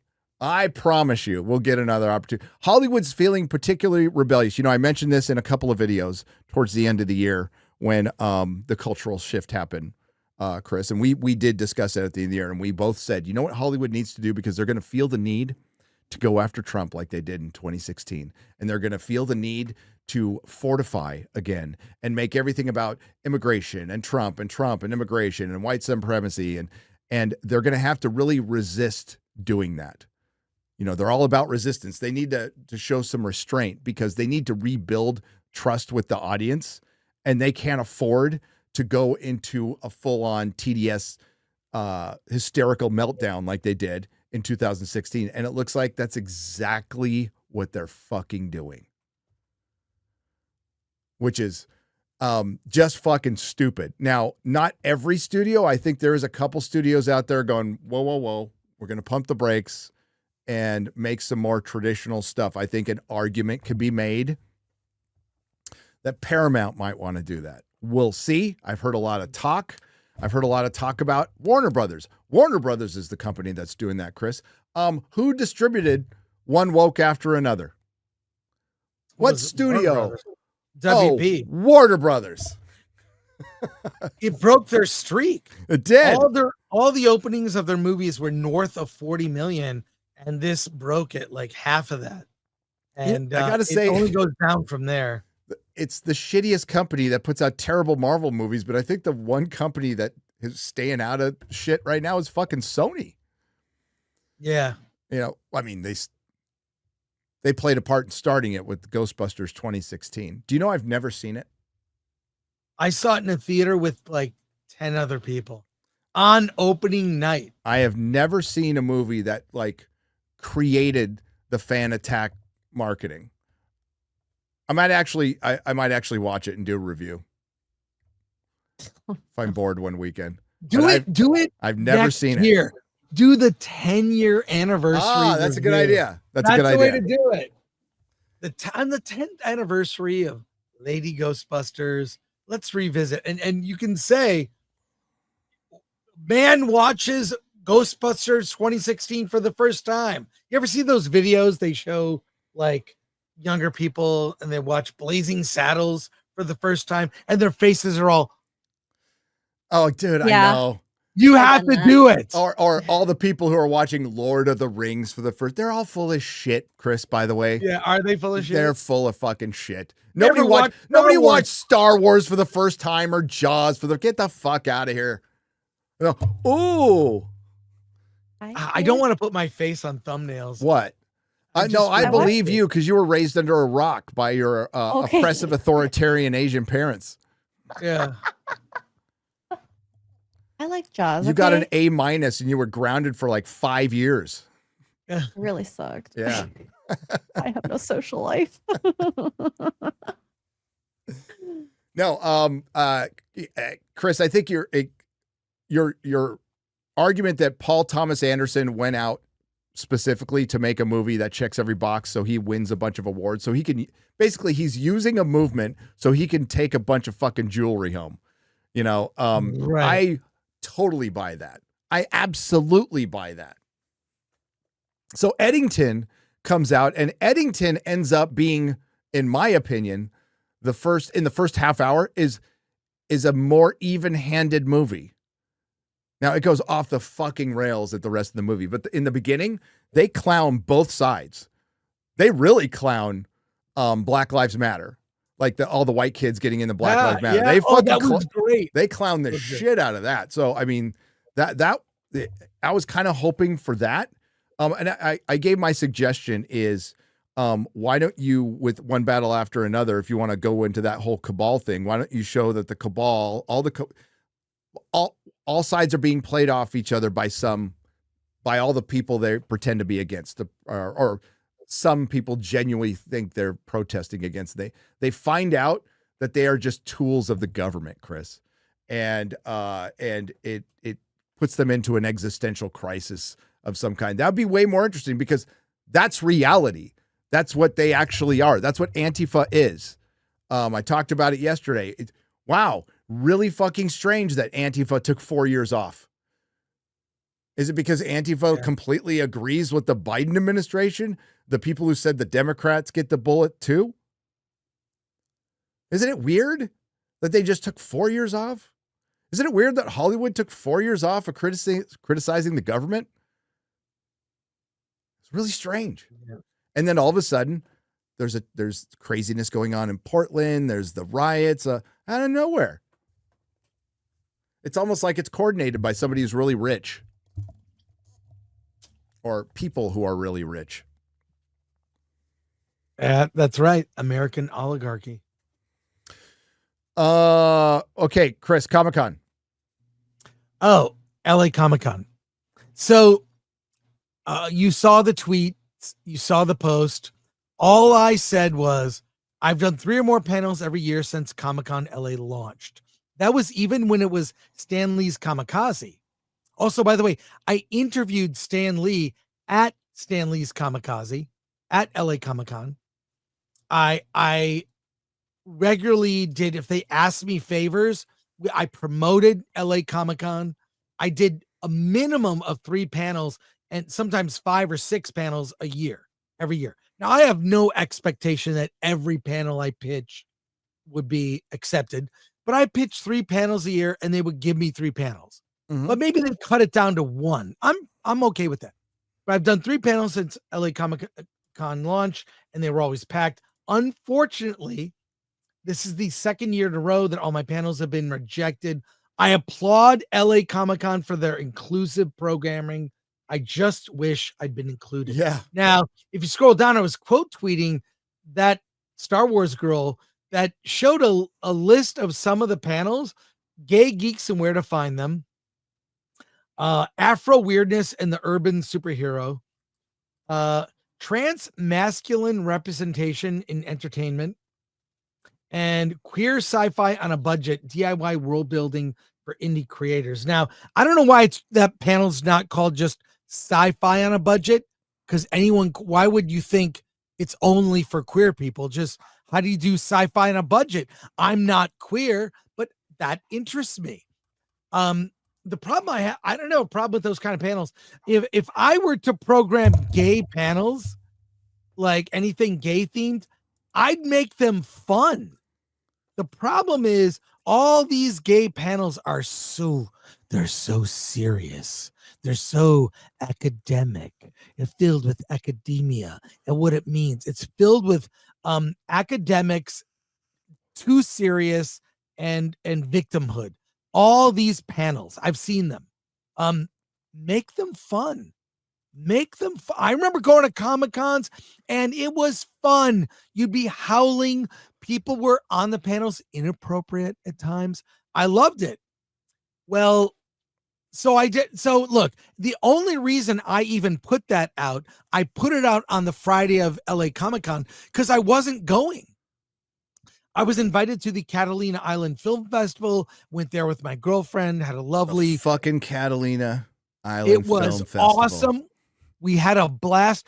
Ironically, I interviewed Stan Lee like in 2012 at that film festival when a documentary about his life came out, and got to hang out with Stan and his entourage. Anyways, there was me on a boat going to Catalina Island, not going to LA Comic. The reason I responded is so many people every year I'd put out like, here's my panel schedule. People were asking, where will I see you? What panels are you doing? Between my friends and just people that wanted to see my panels, I had to say, I'm not going. I'm not going. That's the only reason. Then other people like you, Benny Johnson, Zachary Levi, Adrian Curry, among others, like all commented on it, and they're saying you should start your own con. Yes. Which got me thinking, yes. Well, which got me, you gotta here. I made sure I'm not going to be invited back again. Yeah, you probably won't. Yeah, go fuck LA. Fire in the flames. It got me thinking, because recently learned that our very good friend Dante James, Verbal Riot, scroll up a little bit, is moving out of California. He says, show the Boston writer portion. Yeah. Sorry, Chris, go on. Oh, no, go ahead. No, you go on. I was just telling X-Ray Girl to highlight that. Yeah. Dante's leaving. I'm tired of you left California. Other friends of mine have left Dante's California. leaving? He's moving. He's moving. Moving away. I'll let him address it. We'll say moving away. But he's moving out of the state of California. Wow. He can't take it. He's having a tough time getting a job. Yeah. Well, yeah. So he's got opportunities in another state. Good. I'm tired of this. I'm tired of my friends leaving this state, the state that I loved, at least before it became one party rule under Gavin Newsom and Karen Bass. I'm sick of it. I'm sick of my conventions being taken over by activists that bring their people in and they don't want to suppress other voices. I'm tired of this in conventions, at film festivals like Sundance, among others. I'm tired of it. And they say we got to take the culture back. And maybe it's time for a con. Maybe it's time for a different kind of con. Maybe it's time for a con that has all types of panels welcome, including gay panels, but our gay panels will be really effing fun. Let's talk about the films of John Waters, one of the best gay filmmakers ever. Let's actually talk about, how about this for a panel pitch? Religious influences in comics. Let's talk about how Superman, the religious, like, would you ever see that at a con? No. Anything that connects the Bible with storytelling and comics. Would any con in America even accept a panel like that without calling it white supremacist or just being, because people are so I'm tired of it. I'm tired of it. And I think there's a way, Gary. I know I've heard you. I listen to you a lot. Thanks. You're not really in favor of this, of starting a con, because it's a lot of work. I know, doing a YouTube channel, it's a lot of work, right? Writing a book, a lot of work. You did it anyways. Making a movie, it's a lot of work. I did it. And everything I've ever done, I never did before. And I'm a college dropout. Okay. I've written books, multiple books. I made movies. I built my YouTube channel, such as it is. I've been on TV. Nothing prepared me for any of those things. Self-taught, learn on the job. Well, guess what? I can do a con. I've talked to people already. I've had a lot of people reach out with resources. Now, I'm not saying it will be a big con, but you don't need to start big. A small event, maybe the Pasadena Convention Center, maybe the Burbank Airport Marriott, right? Which has a convention area where Monsterpalooza is. Maybe something on that level. Yeah, like a Scottish Rite Center, something with one hall. One hall, another couple rooms for panels, maybe a place that is, within walking distance of the site to have an after party. I started just scrawling ideas on my phone. This is possible, and it doesn't have to cost in the hundreds of thousands. Start small, build a brand. And I don't know that you necessarily need a con like this in Florida or Texas. You have a lot of really great cons. We need this in California. Some kind of con, maybe in Orange County or Pasadena or somewhere, to plant a flag and say, no, all are welcome here. And by all, we're not going to be hypocrites and use the word inclusive and then not practice that in real life. And we'll have thought-provoking panels and fun panels, and we won't allow cancel culture to cancel the people at the convention or cancel people because of their ideas, and we'll make it fun. One of the more fun parties I even went to was during Star Wars Celebration in Florida. This is like 15 years ago. No, not like 15. It was like maybe 13 years ago. I went to a party called, it was the Jabba's Grotto. And it was a party where there were women dressed in Slave Leia outfits. I dressed in one. It was all fun. I remember the 501st, the parties they put on during Star Wars Celebration are fun and decadent and a blast. And I miss this kind of fun. I'm tired of this marming. Someone did a funny thing because that Star Wars girl wore her Slave Leia outfit to LA Comic-Con and went to some of these panels to troll them. And someone said this is how they were criticizing her, and someone put her in a burqa where she was just fully covered. They redid the shot where she was in her Slave Leia outfit. It's in her feed somewhere. Anyways, it was hilarious. I'm tired of this. I'm tired of people like you left California. It would be great if you had stayed. Obviously, we'd spend more time together. Yeah. Or face to face. I'd see my mom more, Yeah. Friends have left because of economics, because of fuck this. Take California back. If it starts with a con, fine. But we're sick of this shit. I'm sick of my vote not count. 2 recall elections. Everyone I know voted for the recall. Didn't happen. Something's fishy. Something's fishy. Mail-in ballots. So, right. Anyways, there's a small version of this con that espouses the ideas that can always grow. I'm doing this award show, right? Okay. I'd love for you to come out and see it, Gary. It's a lot of fun. We award these small indie movies, about 75. There's like 300 people in a room. It's a party. Everyone's celebrating. You learn about these indie movies. That started on a couch. That was on a couch. The next year, we did it in a movie theater. During the pandemic bullshit, we did it in a drive-in because I was not going to allow that to stop us. Fuck Gavin Newsom. We need to stop giving ground away to these a-holes. I'm tired of it. The cancel monsters, I'm sick of it. I wanna gather if it starts out small in Pasadena or an airport Marriott, I don't care.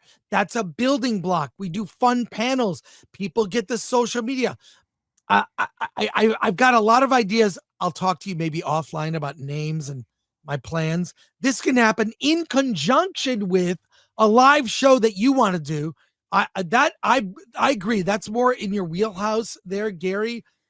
But I will say this, Mrs. Nerdrotic, she's great at events, social. I think she could be a part of this. Oh, she'd have to be. Because I couldn't organize it. Yeah, because I'd have to stop doing my YouTube channel. But you don't want to do that. But I'm saying, I like, okay, you get the passion here. I'm pissed. I'm angry. This is the reason I started Film Threat when I was a kid, was because I was angry.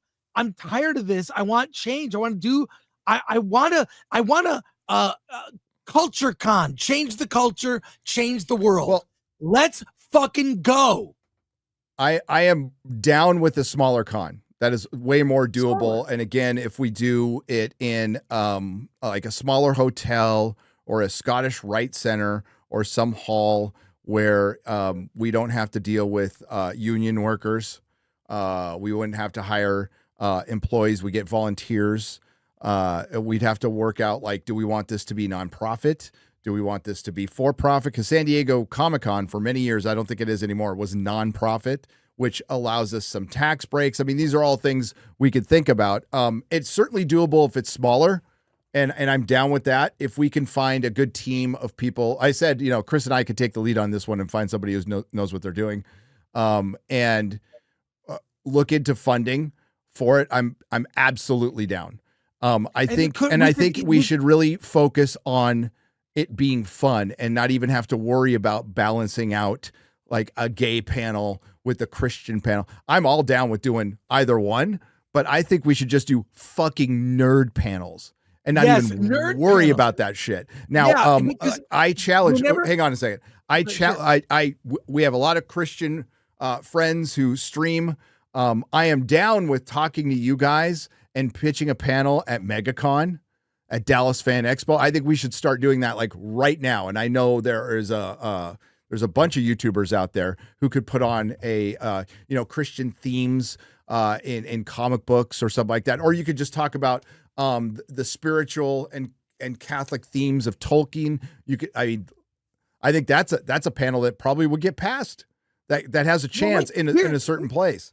But as far as our con is concerned, I think we should focus on fun. Fun, exactly. And here's the thing. Like whenever I pitch a panel, I'm not honestly necessarily pitching the panel I want to do. I'm pitching the panel I think they'll accept. Fuck that. I want to put on where the titles of the panels are, holy fuck, I can't miss that panel. I want to do a gay panel and a religious thing, but I would say make gay content fun again.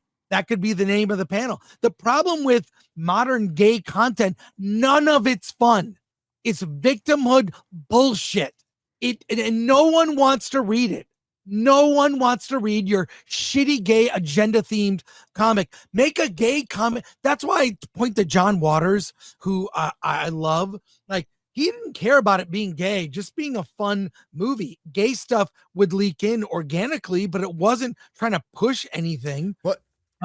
Other than being entertaining. I understand that. And what's indicative of what's happened to these cons, particularly San Diego and LA Comic-Con, because Fan Expo, I mean, I haven't really checked. They probably do have these panels, but it's not prevalent, but they have never had a problem with us doing a panel. And MegaCon has not had a problem with us doing a panel. Their only concern is, do we get our butts in seats, which is the only thing you should be concerned about. But I think what's indicative of what's happened to comics is they're losing the normies. I mean, they'll go to the show and buy stuff, but they're not buying comics regularly. Not losing, lost. They have lost the normies. So we have hardcore comic book fans, and then we have the activist fucking alternative press expo Portland Mafia group that has basically taken over the industry and made it very, very, very, very small. And they are in control. And that's why they approve all these panels, because it looks good, by the way. But none, and I mean none of these panels gets it doesn't even fill a third of the hall. Like ever. By the way, and I've been to a bunch of them to troll. By the way, I was in the early 2000s. I was the program director for the Sonoma Valley Film Festival in wine country. John Lasseter was on the board. Robin Williams would show up to the festival every year. And I came in, you got to hear this. I came into this festival, I think it was like 2000, 2001. They brought me on. It's a seasonal job. I do it for 6 months of the year. One of the things I noticed was the movies they programmed. And the people who ran it, who were very nice, very rich couple in the wine country, they'd fly me up. We'd have meetings. And they said, look, we're just trying to get people to come to our festival. And the previous festival programmer was programming these art house movies. They programmed a movie where the entire movie was a woman. It was a woman having her vagina sewed shut. That was one of the movies they showed. I said, fuck this bullshit. Let's program movies. I said, what are the local demographics? Very large Latino population, lots of rich white people. Okay. Let's gay population, very small. That's in San Francisco, not Sonoma Valley. So I looked at local demographics. Let's program movies that appeal to them. I programmed indie films that were romantic comedies, kids movies, Latino comedies. I tripled the attendance of that festival in 1 year. The second year I was program director, I doubled the attendance. Why? I just programmed shit people wanted to see. That's all I did. The budget, I dealt with the budget. It was several $100,000, Gary. I know how to do this shit. I know about branding. I know you both know about branding. Your Nerdrotic logo is so badass. Thanks. I love it. It's iconic. I love it. I love it. I love it when I make my coffee. I need more K-cups, just so you know. I was putting that out there. Well, we'll get you some. Anyways, I'm just saying, I don't if you put together a team, I don't have all the strengths. I know what my strengths are, but I want to collect the team that has other strengths that I don't possess. I think you start small. Maybe we count on a couple thousand attendees. Yep. Next year, 5,000. Next year, 10,000, and get bigger and then also people start to notice this festival is really growing. I have a friend, Scott Zillner. He known this guy for a year, legit nerd, sells nerd stuff. He puts on 1-day cons every 3 months in Pasadena at the Pasadena Convention Center, and they're all themed. He calls it Robot Con. It's all Transformers.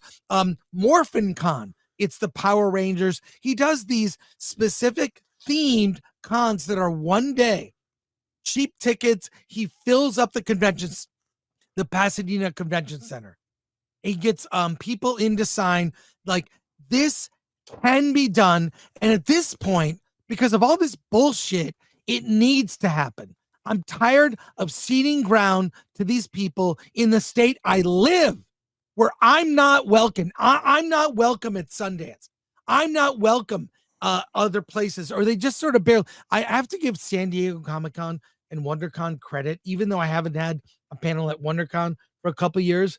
San Diego gives me one panel a year, and I love doing that panel. It's about indie film. I try to give info. I want people to have info. They can make their own movies. I will give you contact info. I'll help you out, give you no bullshit advice. This year we had a whole panel of filmmakers who gave advice. I love to do that, but it's not enough. And I'm tired of just the people that have the, knowledge. We need to pass it on. Cons will die if this doesn't turn they around. Are dying. Gallifrey 1 is going to go away, which has been in LA forever. And yeah, I agree that it should be in California. I do. And maybe right there in the belly of the beast. That's what I'm saying. F them as an example. These cons in California, they've gone too far one way. No, and I'm not saying we go the opposite direction either. I don't want it to be called anything, affiliation, anything.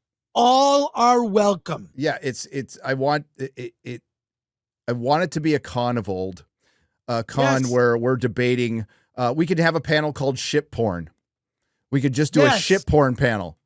Yes. Or, basically like that one at the end of Comic-Con every year, San Diego, where they're debating starships. Like that. That's Starship. Like those kind of things where everything has a fun, geeky angle. I did a panel last San Diego on 50th anniversary of Jaws. It was so fun. Yeah. It could have gone on 2 hours. I'm saying that, it's got to be our taste. I'm tired of these gatekeepers that something's got to fit a certain box. We have to have this kind of, that's fine. Have it, but don't the academics, when the academics come in, the academia bullshit, that turns off normies. The hegemony of the I hated those people in college. I despise them today. They're full of shit. They don't know the real world. I'm tired of those. They have no sense of reality, and they've been in school their entire lives. Never worked a real job. No, never built a business. Trust fund kids. Yep. Fuck them. What happened after school today, but they've done a lot of great videos. They've done one with Baggage Claim. They've done one with Randall Carlson and Graham, and I've been I did their before school thing before. Just put out a little meme today that I liked. It said, being ready is a myth. You start, you suck, you figure it out, you get better. That's it. That's my whole career. Everything I've ever tried to do, I never did before.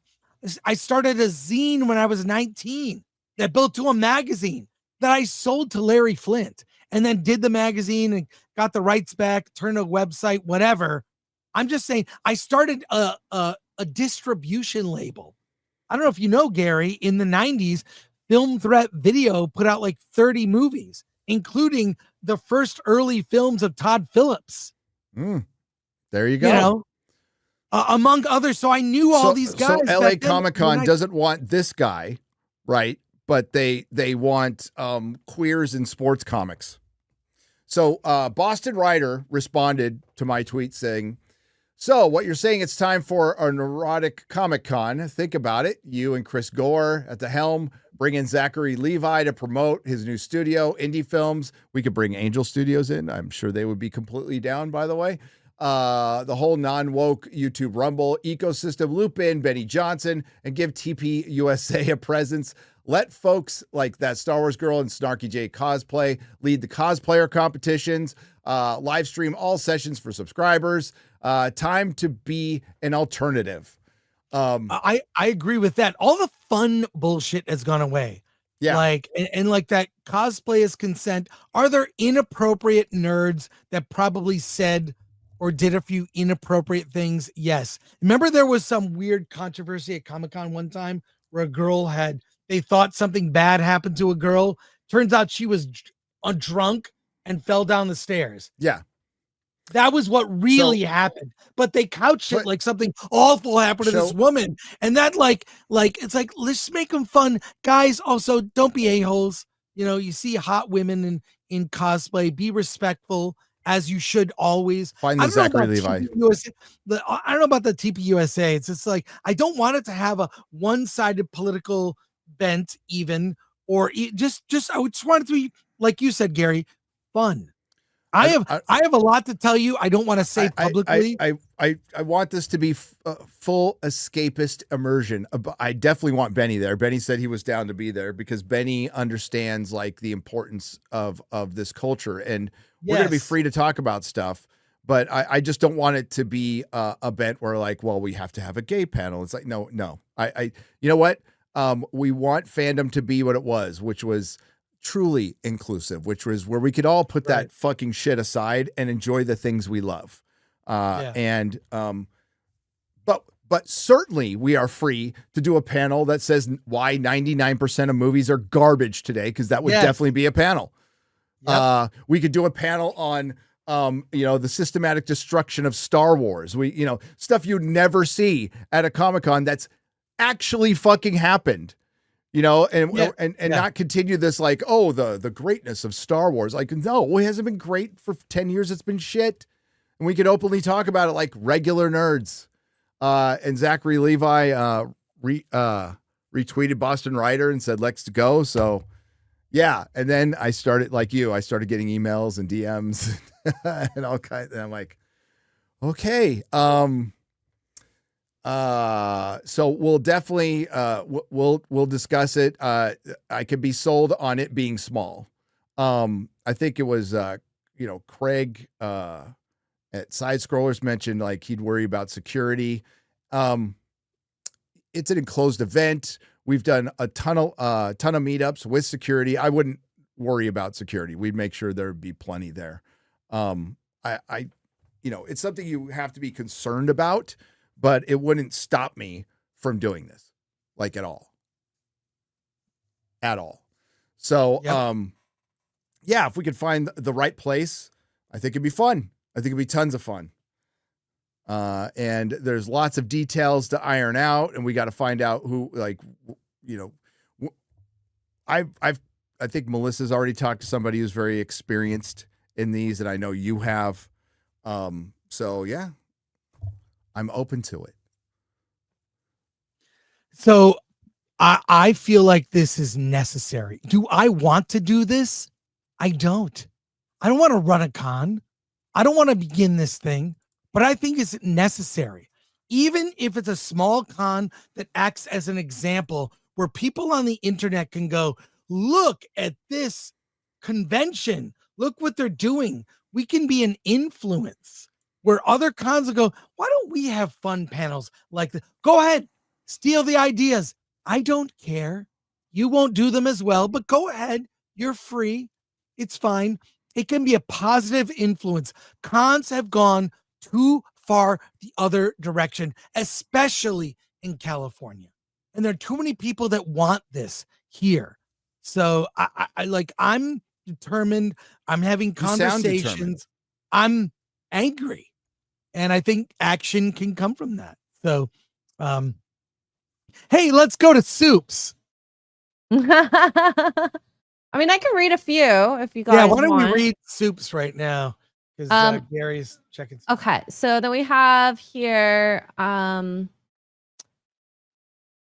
Crawford for $1.99 British pounds says, oh, now they won't be. Oh, hopefully they still see us. Sydney pics make me warm in my happy place. Good for you. Good for you.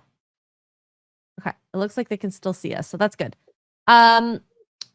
Alex, no, I'll just do ones for here. Chromie 111 for 5 British pounds says, I saw the notification. Oh dear, it's not a very good time to be auditions.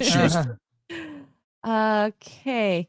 And Nick Tomato with 10 Chilean pesos says, Chris, you were contrarying to make a man brand to a chick flick is a bad idea.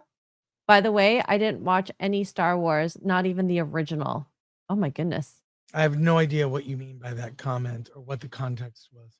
The Napski for 10 says, with all these financial flops, I always think of the movie The Producers by Mel Brooks, which is about to make more money on a flop. Plus, Springtime for Hitler in Germany is a laughter piece. Okay, 1 second. Hey. Okay. Yeah, okay, yeah. cool. We did kind of. Read Soups. Okay. Woo Ronan for 2 says, years ago, San Fran Choir said we are coming for your kids. Ooh, that's creepy. Chris from Michigan for 5 says, I rate today's show green. No more than that. It was super green. Snacks for 2 says, YouTube took Tylenol. It kind of feels like it did. So my USB port like farted out for some reason. Oh, and then that probably kicked me out. And then, okay. It's like Mercury in retrograde. Yeah. Whatever they say. That's got to be true. Some of that. So to bring things home, Gary, I'm going to seriously explore doing this because I think I have to. Because this is, I don't care. This affects me. Whatever. I'll stop doing panels at cons, but it's affecting my friends. It's affecting people I care about who are now leaving this state because of this. F that. I believe that truly common sense, middle of the road people, normies who love nerd stuff, that's the majority. It's the majority. And we've allowed people in the minority to take over not only the state, but cons and everything else. This is one step toward undoing that.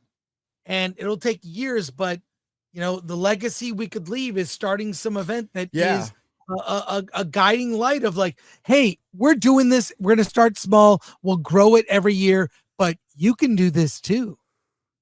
I don't think other cons need as much help in that area. They're pretty just normal cons, MegaCon among others, right? But this needs to happen here.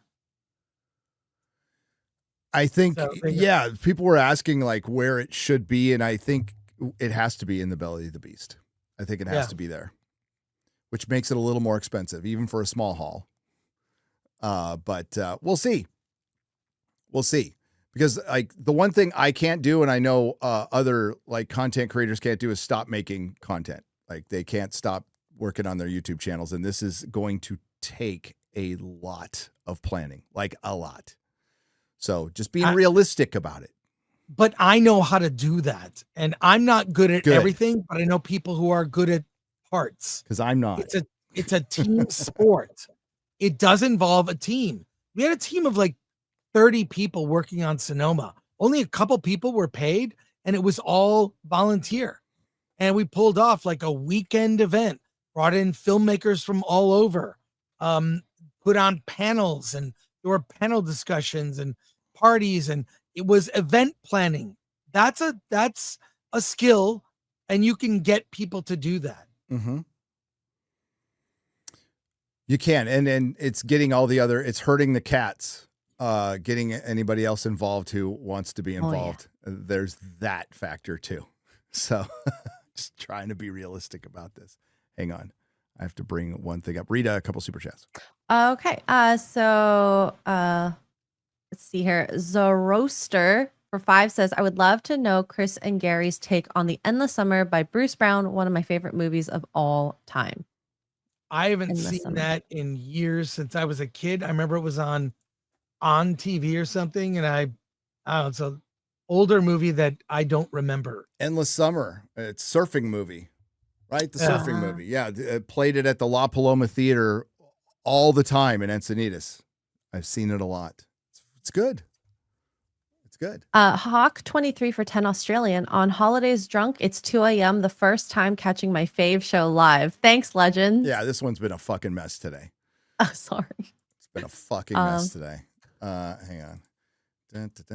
Woogie Boo Boofoof 138 for 5 Canadian. What's one scary movie franchise you want to try this year? I recommend Phantasm for Gary. I bet Chris has seen it. Too many balls for X-ray to handle. I don't want to see that many balls. You're right. That seems fair. Phantasm filmed in Julian, California, in San Diego County. I love that movie, the first Phantasm. Okay. Ben Allen for 10 Canadian had a quick look for the cost of Star Trek TNG, and if Wikipedia is to be believed, it costs about the same as The Acolyte without accounting for inflation. That's insane. 178 episode versus what? 8? What? Right. Yeah. I was talking about it last night, like, and it's being brought up a lot. It's, I think, I forgot who made a video. Was it Colin? Maybe. You know, we need to bring back the 22 episode season. They need to bring back the procedural. They need to find a way to do that. For one, it would reduce churn on your streaming service. It was a model that absolutely worked. It's another model that worked in Hollywood that they broke, that they didn't need to break. Yeah, it's set up for broadcast, but since most streamers do weekly shows anyway, I don't know why you wouldn't go back to that.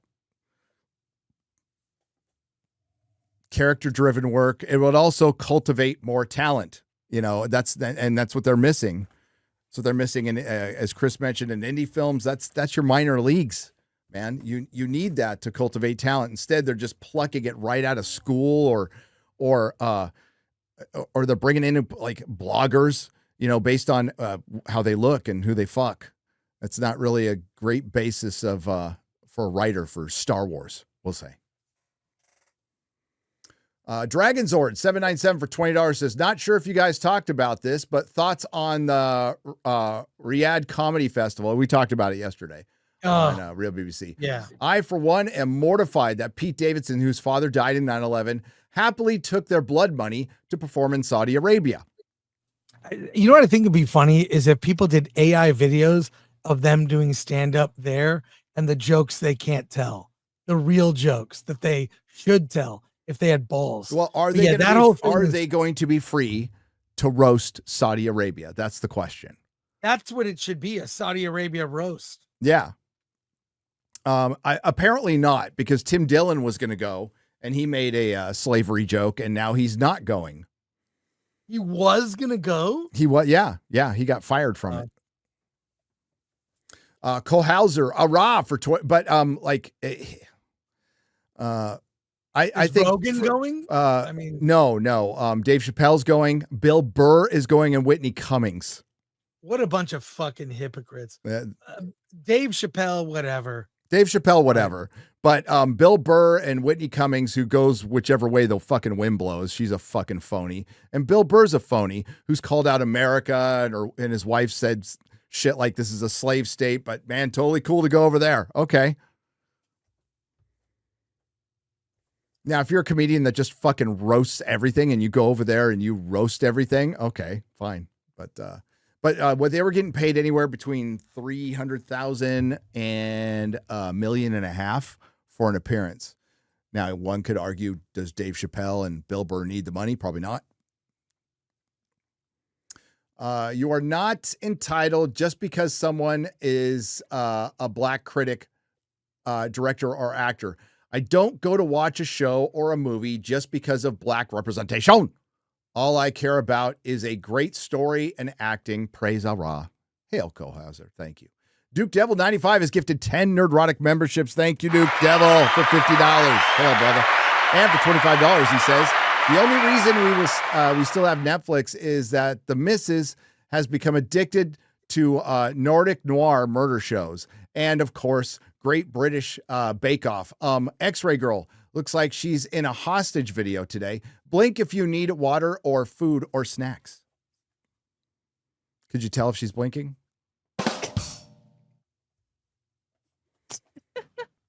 Noons for $74.99 Arab Emirate pesos. Says Chris Gore, let's fucking go.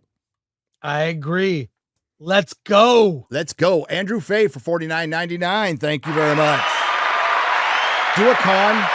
As John Lennon once said, life is what happens to you while you're busy making other plans, which is true. reminding us that we may not always see the magnitude of our contributions in the moment, but they can leave a lasting impact. It would definitely be fun.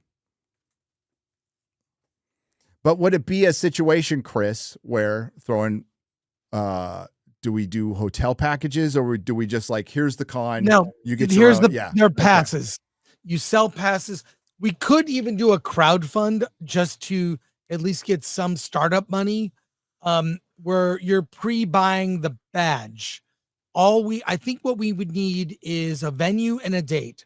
I'm getting messages all over from people suggesting venues, but I do have some news I could share with you, but I don't want to share it publicly yet. Okay.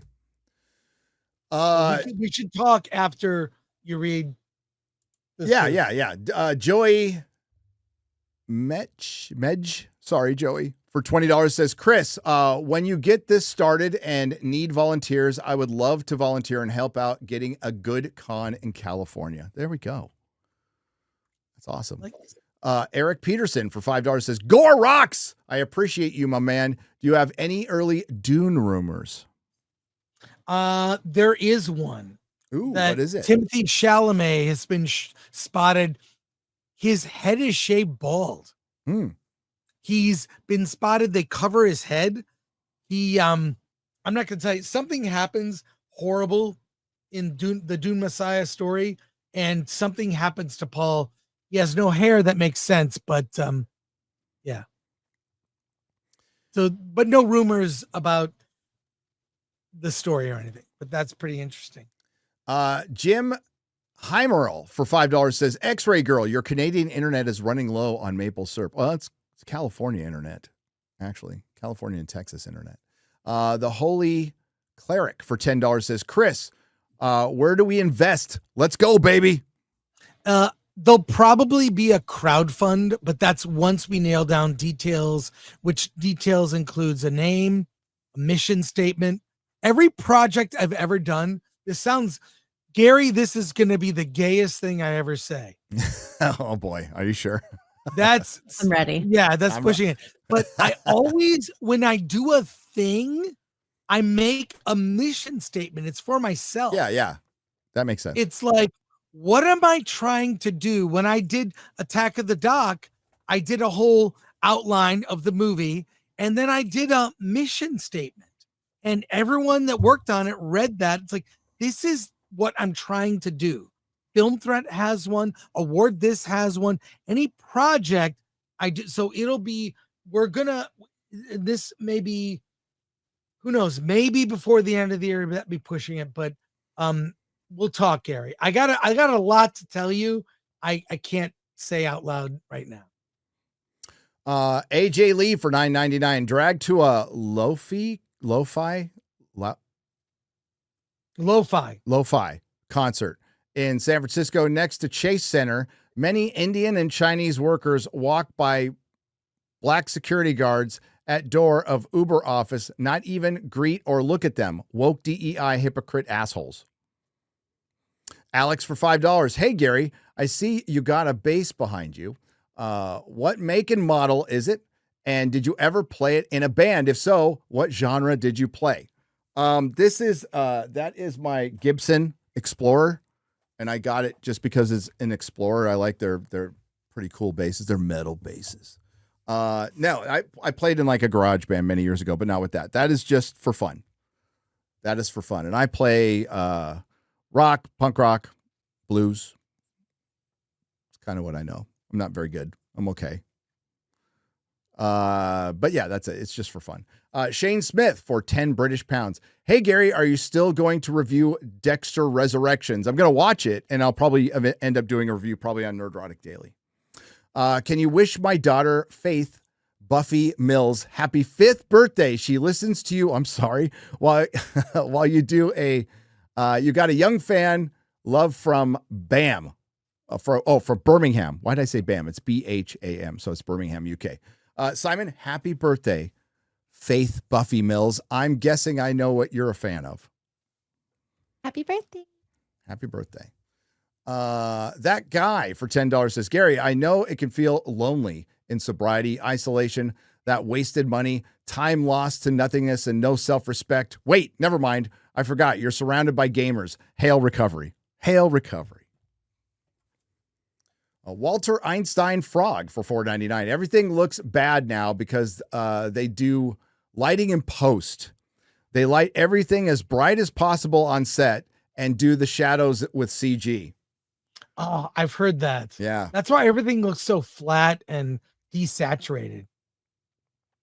Mr. Blue Sky for $10. Hail Nooner. What's up, everyone? I cannot wait for Frankenstein. Just got my tickets at the Landmark in Chris's stomping grounds and my old stomping grounds. Cannot wait. Yeah, I'll probably end up seeing it in the theaters. Linebecken for £5 proper money. Gary, Attack on Titan is a masterpiece and will give you peak Game of Thrones feelings, but One Punch Man season 1 is the best gateway anime, and it is incredible. I've heard that by many. Darian Murphy for $9.99. Gary, in the first episode, season 3 of Tulsa King, they play a song called Bella Ciao, which is the Antifa rally song. You think there's a rogue music supervisor who did that on purpose? I honestly didn't notice that. When did they play it in episode 1? When could they have played it? That episode was shot and edited before any of that happened, so I don't think so. And Sylvester Stallone is based, absolutely based. So I wouldn't. I would say it feels like the writing is different this season. So a lot of in one episode, a lot of really impossible situations, and then they just kind of trashed some of the stuff that came from season 2. So we'll see how it goes. But I've noticed a little difference in the writing, a little bit, but love Tulsa King season 1 and 2. And I didn't hate the episode. Robert Patrick's in it. And he does something horrible at the end. Hey Gary, it's my birthday today. I'm 57 years old, so I know how you feel. Tell me, what's your favorite movie and credit sequence? Oh, wow. Mine is Sybil Danning in The Glory, in all her glory in The Howling 2. I'd have to think about that. My favorite credit sequence. I'd have to think about that. Like credits at the beginning or the end? Either way, probably. Oh, the Vegas one, Hangover. That one's so fun. That one's pretty movies fun. Movies or TV? Either one, probably. I think Peacemaker being a human swastika dancing for season 2 that's probably my favorite. Together. Oh my God. I like, and the fact that made it into Fortnite. That's hilarious. How it's just weird. Like, we haven't talked about that, Gary, but I think that is so, like, he thinks it's so profound, but it's stupid. It really is dumb. And I got to say too, knowing I followed James Gunn, obviously, for years, known him personally back in the day when he did indie movies. But if you look at his feed on Instagram of his personal life, it's Earth X. All his friends are white. Now, I'm not, it's weird. Like, if you look, and also I think part of his, like, he was a really good filmmaker. Is just the quality went down. I think when he got happy and got married, it's like just the general quality. Like I say, I've only seen episode 1 and 6 of season 2, and God, it's not great. Sorry, Gary. I know you want to read soups and get the fuck out of here. This is the worst technical stream. Yeah. We haven't had a technical problem with the stream in years. Robert Hayes for $9.99. One old-timey YouTuber I watched did a panel about 10 years ago where it was less a panel and more of him and the panelists and the audience just talking back and forth about wrestling botches. Those are the best panels. Those are the best panels. So, participatory panels are good. Just, that's why the Q&A, like most of our panels are just Q&A. That's all they are. Dave Murray for 5 Canadian pesos. Alien Earth original title was Idiocracy 2. President Camacho race swapped by Boy Cavalier. It certainly was Idiocracy. Andrew Fay for $49.99. Hey, brother. Your chat includes many former military members, including professional security, eager to volunteer. Notably, several former Marines in California have been hired by Hollywood for security roles. Just say what you need and we will come. Bless you. Thank you. Thank you. What's the plan? A nerd culture driven Comic-Con or a political rally? Not political. Not political. Not at all. Avoid that. Like, look, anyone is welcome, but we are not going to be political. Read a couple. I think Actually, go. Yeah. Sure. So, Nick Tomato for 2 Chilean pesos.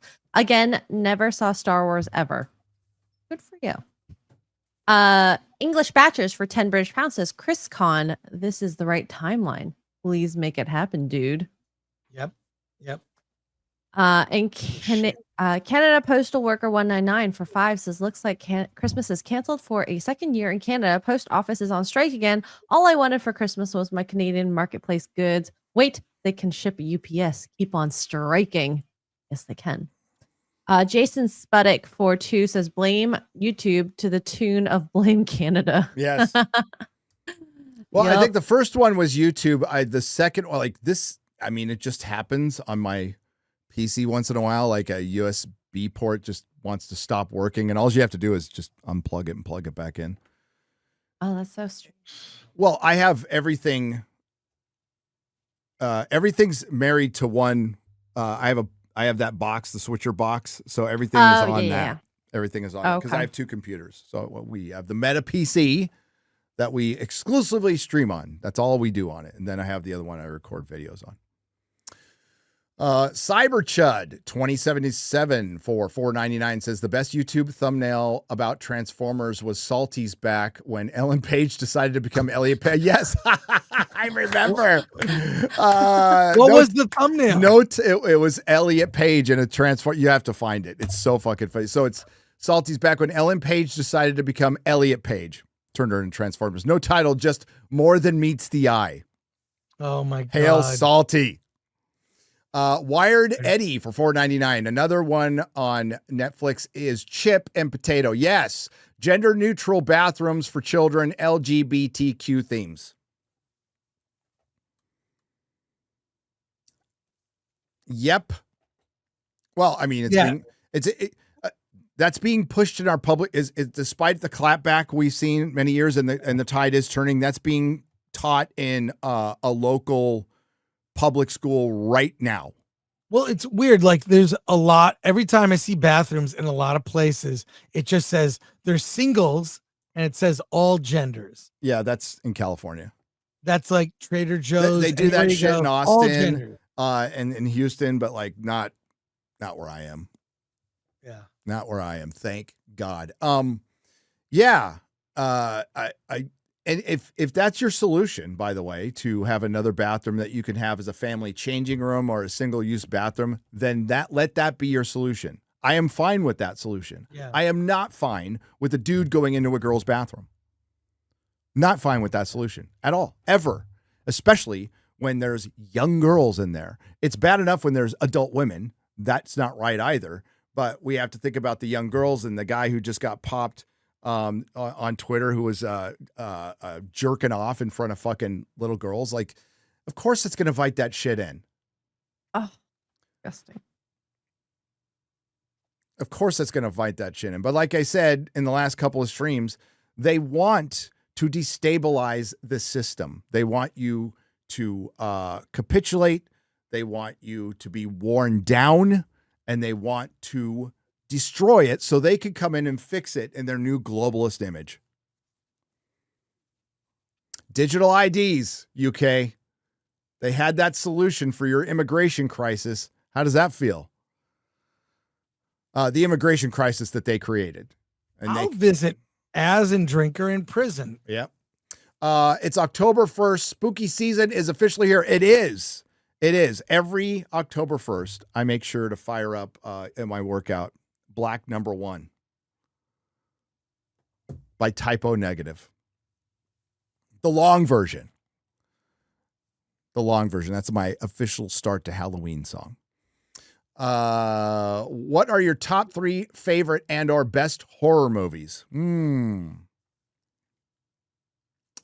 of the Living Dead for me. Okay. Dawn of the Dead. Okay. John Carpenter's The Thing. Okay, so mine's John Carpenter's The Thing. The Perfect. Exorcist. What's 3?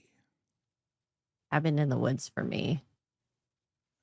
The Omen's pretty good. Cabin in the Woods, great. Thing. Yeah. It's a PG movie. Poltergeist. Oh, Nothing wrong with that. Love Good one. Poltergeist. Resident Evil.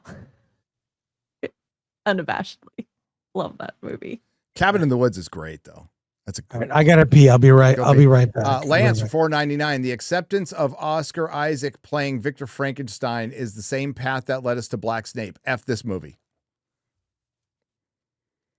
Well, Oscar Isaac is, oh God. Is he half white? Is he white passing? Isn't he like Colombian or something? I don't, it depends on the situation. He is Latino. He's Latino. Oh, Guatemalan. Yeah, doesn't exactly look English, does he? Japanese demon lord of beer Lucifer for $5. Frankenstein, written by a woman with actual talent, Mary Shelley, unlike most writers in Western entertainment. Yep.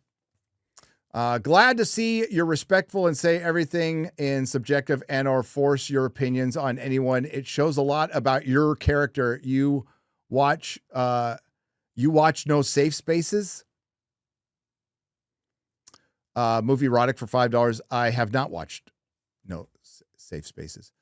Movie Erotic has donated $1. Bandit for $4.99. The kind of people hitting you for not liking a movie based on their identity around what they like. So any slight of the film is like a slight on them. Very bad. Yeah, they take it very personally. Well, that's what happens when you base things on identity politics and then the narcissism of identity politics. It does feel like a personal attack. But they were, I think it was very easy to predict that this was going to have a huge positive response from critics. That was pretty easy. Gary, you've helped me through some hard times. Demi Moore's tapeworm for $4.99. From losing my house, town, family, and COVID. Thank you for being late and gay and chatty Cathy. I am a chatty Cathy. Hail, brother. Sorry about you're home. Fucking campfire. Holy shit. 7 years and my hick town is only 15% rebuilt. LA has no chance. Also, trust here is under investigation for fraud. How did you spend $14 billion? So Demi Moore's tapeworm lost a house in the campfire. Do you remember the campfire, Chris? Yeah. In Santa Rosa. Yeah. So a lot of the town is still not rebuilt. This was 7 years ago, by the way. And they burned through billions of dollars. So good luck, Pacific Palisades in Malibu. Renegade Kingpin for $10. Chris, you had a trial on Film Threat for Lucasfilm. Let's get your con up and running and have a panel for comics culture congressional hearings. We could do great. We could do some sort of a courtroom, and have people come up with their nerd cases. Yes. That'd be great. You could be like the Judge Watner, the nerd Judge Watner. Yes. We'll have a panel, a jury will vote where they present their case, some sort of nerd court. I'm going to get a bit contrarian. I think the new Jedi Order book series is a mess. What do you guys take? Robert Hayes, I haven't read it. I don't know. You might want to ask Ryan that one. Save that one for Ryan. Black Cane for $5. Benny Johnson has talked about a Take California Back rally with RFK Jr.'s running mate, Nicole Shannon. Maybe you could coordinate with them and the guy from AmFest. Want to get Zachary there for sure, Chris. But yeah. By the way, I found out Zachary Levi follows me. Yes, so I could DM him. Sorry to interrupt, Gary. Chris B for $2. Fellowship Con, late and gay in a city near you.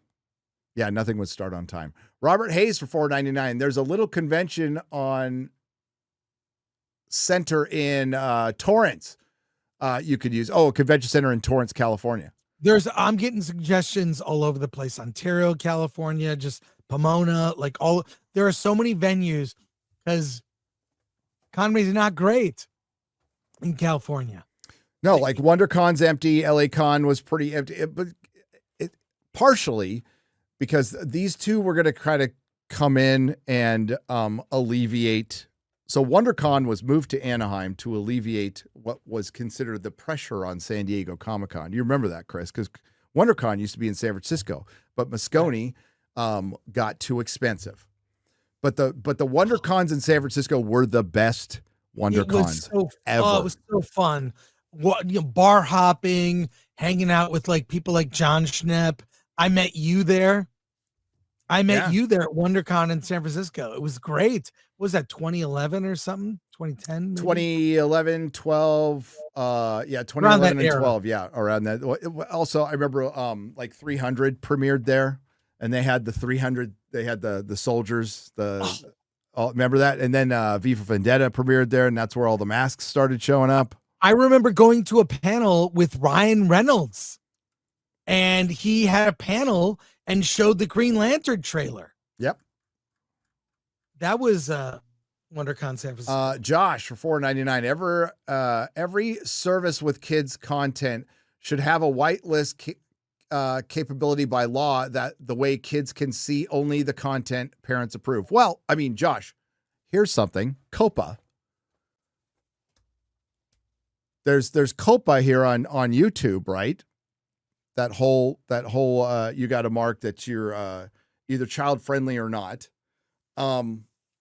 We have certain rules when it comes to children's programming. I would say enforce those rules. I don't know if they're the same for streamers or not, but it is a private company, and they have the right to free speech. I just think it's disgusting, and I think that should reflect really bad. Listen, Hollywood's got a bit of a rap, Chris. Hollywood's got a bit of a rap about diddling kids. And if I was Hollywood, which is an industry in trouble, I would do as much as I could to not have that rap anymore. They have a bit of a reputation that they have fucking earned. And what they're not doing is there's no reason to do this other than groom. There's no there's no other explanation. And if it is, it's full of shit. It's just to groom. It's to create more, to bring more into the fold.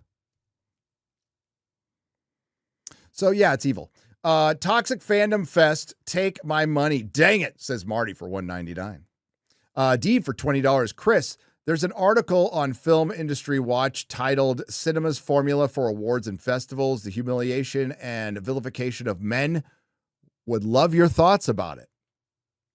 Oh, well, send me the article. What's it? What did he say it was again? Film. There's an article on Film Industry Watch titled Cinema's Formula for Awards and Festivals, the Humiliation and Vilification of Men. Nice. I'm sold. I'm familiar with that site. I'm sold. First annual ChrisCon 2027. Let's fucking go, says Adrian.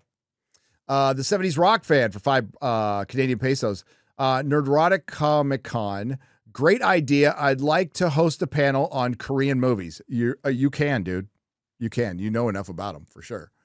Space Beast for $4.99. Valley of the Moon Fest. I produced one of your kids' movies called 50 Braids, about cutting hair and donating to cancer kids. Cut my hair for movie. Thanks, Gore. Did you catch that? Yes, I did. Looking at this article. Sorry, Gary. It says, I produced I produced one of your kids' movies called 50 Braids. Does that ring a bell? Kids' movies. Yeah. 50 Braids? I don't know. Rolling Menace for $2 says, Gary, we need Nerdroticon. I can be convinced. Dearest for $5. Spaceships and model discussions invite YouTubers like E.C. Henry, who recreate Star Wars ships, or Corridor Crew that do CGI special effects. Hell yeah. Eric K for $5. Gary, use the life alert button. You have fallen and you cannot get up. Someone help. Chris, creating your own Comic-Con is your calling, says EMS for $4.99. Bruce Lee Roy Jenkins for $2. Should rename the show from Nooner to Boomer. That has been suggested a lot. Yeah. Eric K for $2. Professionals, do not try this at home, folks. Don't. For your con, what is your stance on Funko Pops? Script Doctor for $2. Illegal. They will not be allowed in our con. That's the one rule that may be controversial, may not be controversial. No Funko Pops. No Funko Pops. None. Jose Taco on the Streamline side for $1. Fun fact, California has the most conservatives out of all states. Well, it's got 34 million people. We can't give up California. Make California great again. Moo Boy Moo for $5 says, please do your own NerdCon. Please. That would be awesome. Oh, boy. You guys are going to talk me into this shit, aren't you? Dude, I'm dying to talk to you offline, like not on a stream. Yamada 7 Witches for 40 yen says, I highly recommend you react to Wolverine PS5 trailer. I've seen it.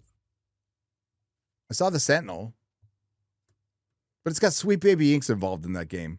So you probably have to go on some black lesbian side quest. Cough bald afternoon cough, says John Wansome. Nordstrom for 300 Martian pesos. On a happier note, Asmongold is back streaming. He's live now. Great. Jason C for $1.99. They're eating the dogs. They're eating the cats.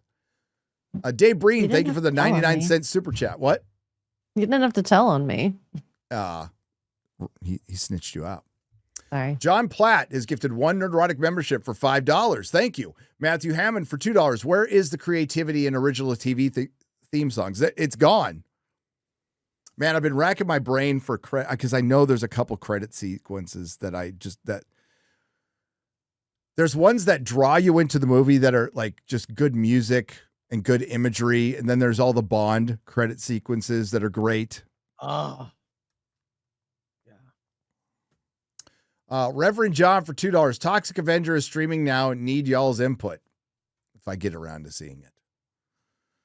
One Light hashtag Save Soil for $2.49 says, you watched one battle after another already? I did. And thank you, both Reverend John. If I see it, I'll let you know.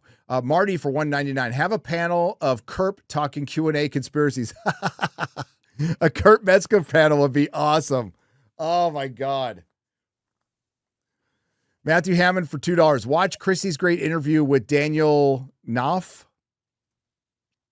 Will do. Troop Captain for $2. Trail of the Nerd Lords. We need a good name. That's I that's really important. I have a list, but you have to vet names to make sure no one else is using it. Yep. I've gone through this process, but Marty for $1.99. Con name Revenge of the Nerds. Dave Breen for £2 Going to do our own Comic-Con with hookers. Hey, if you guys want to get hookers while you're in California, by all means do it. Just check the plumbing. Notram for 300 Martian pesos. No Funko Pops. No Labubu's? Labubu's. What's a Labubu? It's like this new craze from Pop Mart where you open it and you get this like it's like a keychain that you put on your purse or whatever, or stuffed animals, and yeah, they're kind of really ugly. I don't know why people like it, but it was endorsed by Kardashian. And like I said, they look. We're not going to allow anything endorsed by a Kardashian. Like that's why they got popular. I think I'm going to gatekeep some shit. What the fuck? Yeah, these are Labubus. They're really freaky. I don't get it. I don't get it either. Yeah, I don't get it. I'm not young enough for this.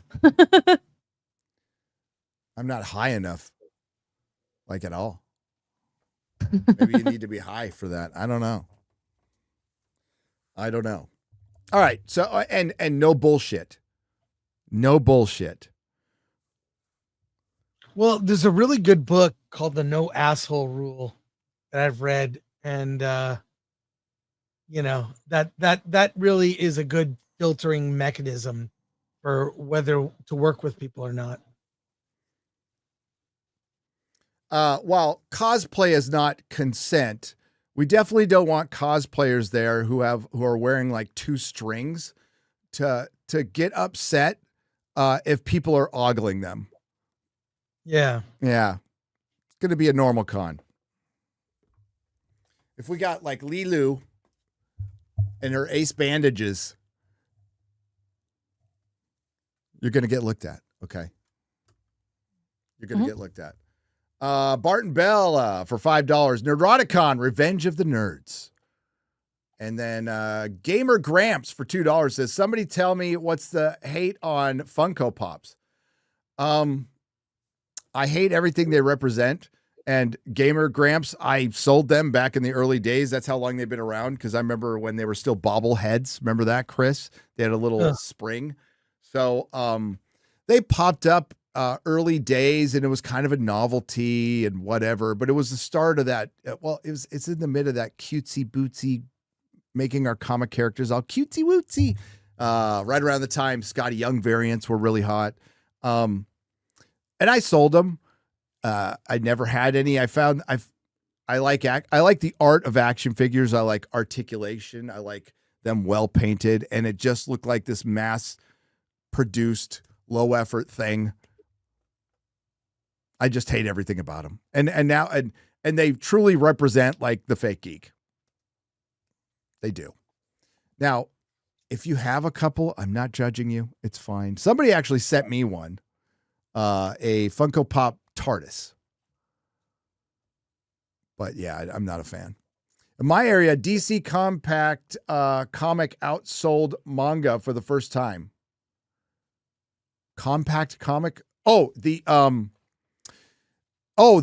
like the Watchmen. Which one?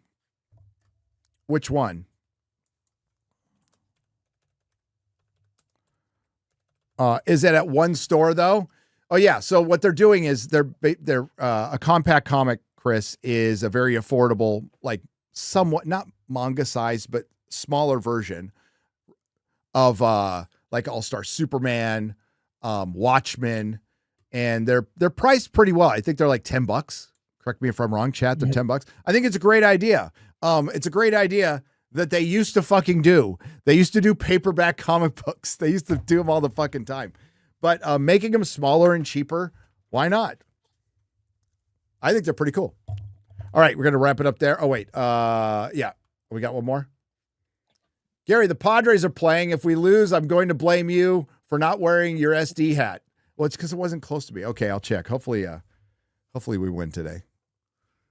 Hopefully we'll win. Thank you, Chris Palmer, for $5. Is it the playoffs? Yeah, they're playing the Cubs right now. Ryan already gloated last night. Oh my God. I got to go to the 35er and watch baseball. They have everything. You don't watch baseball. You sit there and drink and you talk about I hang out, talk nerd shit, yeah, post on social media. Yeah. And then there's a baseball game on. Someone needs to do Dean Koontz's Frankenstein series, Mr. Stabface. I like some of Dean Koontz's books. I like Twilight. Not the fucking not the gay Twilight, but the cool Twilight. Geomagnetic Storm currently has said Ben from Suspicious Observers. Maybe that's what's screwing up our stream. Because you're right. By the way, I watch Ben all the time. Ben's hardcore. Ben is a prepper, and I respect it. Gary, what is a behemoth? You mean behemoth? Bohemoth. I don't know. 61 months. Been watching since 2017. Holy shit. Demi Moore's tapeworm. Hope to see you in January. Free Mexijew work. I'll call you El Jefe Pharaoh. We are the chosen ones. I'm with Marty. Revenge of the Nerds sounds great. I do like that one. Real DNC, Dallas Nerdroticon. Whoa. Why is X-Ray Girl doing a hostage video? Because she's got kidnapped. You own a lot of dolls. From Az's wonky eyebrow. Hey, Gary, did you get my email? R.I.P. Charlie. I have not checked my email today. When are you starting your own mini con with Ripa, Geeks and Gamers, Side Scrollers, etc.? Your group has more clout and connections than most. Well, Chris and I will take point on this. Chris's internet's been pixelated all day today, too. Am I? Yeah. Oh, damn it. Okay. Hail. Cash Kester says, hello. The infamous Cash. Guapo. The more I hear from actors, the more I favor AI. They're sealing their own fate. Talk about how Disney CEO is evil. He's fucking evil. Bob Iger's evil. Bob Iger is an evil, narcissistic egomaniac who was overpraised for buying a bunch of shit. But I think reality is setting in. Most people have seen that he bought stuff and didn't know what to do with it at all. Ruined Pixar. Ruined Lucasfilm, ruined Marvel. Shit, they barely got their hands on Doctor Who and they actually made it worse. They made a Willow show that was so bad they had to take it off their own streamer. Books will be written. This will be studied someday in schools, Chris. Yeah. Maybe we should do some panels on it at our con. Yeah, it would make a good panel. If we were like, dude, we have to look. Let's talk after the show. Hanzo Sword for $10. Chris, I know you would like to keep the con small and local, but have you considered if the Fellowship comes out in full force with huge numbers? Well, yeah, look, I feel this is the secret to my success, which isn't much of a, I live below my means. Yes. Yeah. I've learned to live below my means. When it comes to Film Threat, slow growth. You know, when it comes to our award show, it's like, what can we pull off? We can pull this thing off here. It'll be small. And then it looks more successful. You can always go bigger, but you go bigger, you scale with the market. Now, it's funny, Hollywood studios don't know this very simple thing in business. You don't grow beyond what you're able to do. So start out with a small place, couple thousand people. Next year it's 5,000. But I grew this film festival in Sonoma, tripled the attendance in 1 year just by showing movies that reflected the demographics of the people that lived there. And then we doubled it the next year. I grew it from a thing that was like 5,000 people to 15,000 in the first year I did it to 30,000 next year. The year after that was 60. Like, it's a big festival in the wine country that survives without me. Yeah. But I know how to do these things. I know Chris does. And I'm going to be here to be the little voice of reason on his shoulder, just pointing out some things I just can't say publicly right now. But one of them will be hurting the cats. Yeah, no. Look, I know all about that from our award show to like other events. When we did the drive-in, I can pull off. I can be a cat as much as anybody, by the way. Yeah. So it's not like I'm separated from that. Aisle looking at comics. Now I'm looking at posters down here. Tracking you down at a con is impossible, bro. Honestly, I like there's a day where I hang out with my boys. You know, we just walk around and just chit chat. And then the day I shop, I don't want to be like maybe my wife, but not the whole time. I kind of want to be on my own. I kind of want to be on my own. I put on AirPods, a hat, and sunglasses. I don't want to talk to anybody. I just want to go to a con and look and shop. I'll buy stuff, but I don't want to talk. I don't want to engage. I just want to. Dude, when I'm comic shopping for back issues, I'm laser focused, dude. Like more than anything, I'm like, I'm on a mission. Just let me go. Exactly. No, I think it's possible. I see a lot of enthusiasm in the chat, and I love it. And I'm not trying to rain on anybody's parade. We're probably going to do this, but just want to set some reasonable expectations. That's all I want to do. And not for the fan enthusiasm, not for my fellow fans' enthusiasm. Be very enthusiastic about that. It's coordinating things in California, which can be difficult just because it's in California, but we have to do it in California. We absolutely have to do it in California. If anything else, a middle finger. If that's our motivation, I am down with that. I am absolutely down with the fuck you motivation. And we could put the panels online too, like post. So it could be an influence in the sense that other cons can look and go, see what these guys are doing. How come we don't do that? You can you're free to take those ideas and run with them. I've never understood. They do now, but I've never understood why San Diego Comic-Con, which has the technology to stream their shit live all the time. The problem is, like, most of the panels are boring as fuck. It's legal with the footage and everything. Yeah. But our buddy George Howard did that at Cosmic Summit. Everything was streamed the entire time. Everything. And now it's available on YouTube, and it worked. It worked great. So, yeah. Fun. That has to be the first word on your mission statement is fun. Fun. Make Comic-Cons fun again. Make Comic-Cons fun again. All right. Yeah. So this will have to be attached to the first one, and it'll be re-uploaded, minus our technical glitches today. So thanks everybody who hung on today. I really appreciate it. You guys are awesome. Thank you. You guys are awesome. And as Chris and I work out like this whole con thing live in front of everybody.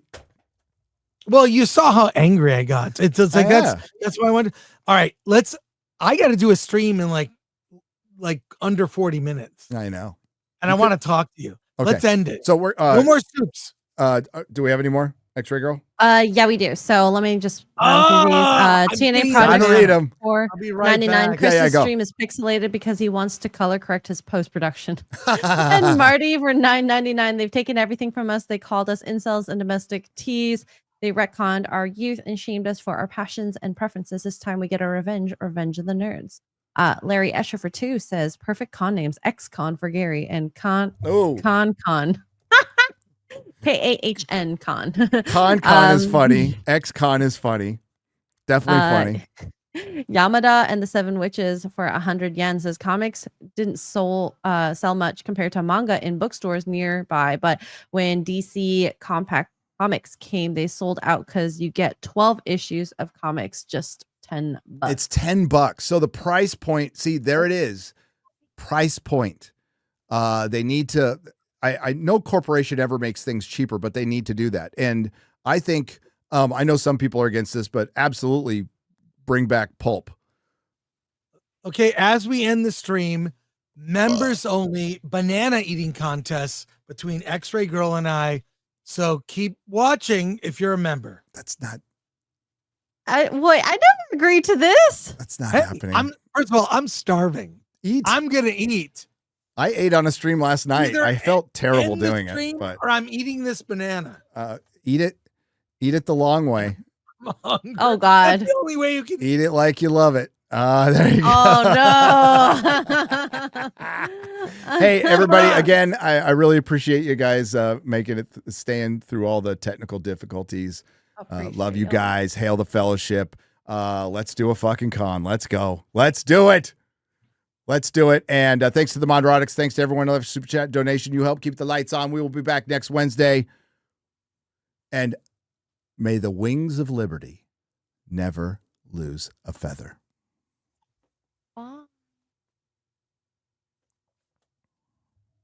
That's a better ending.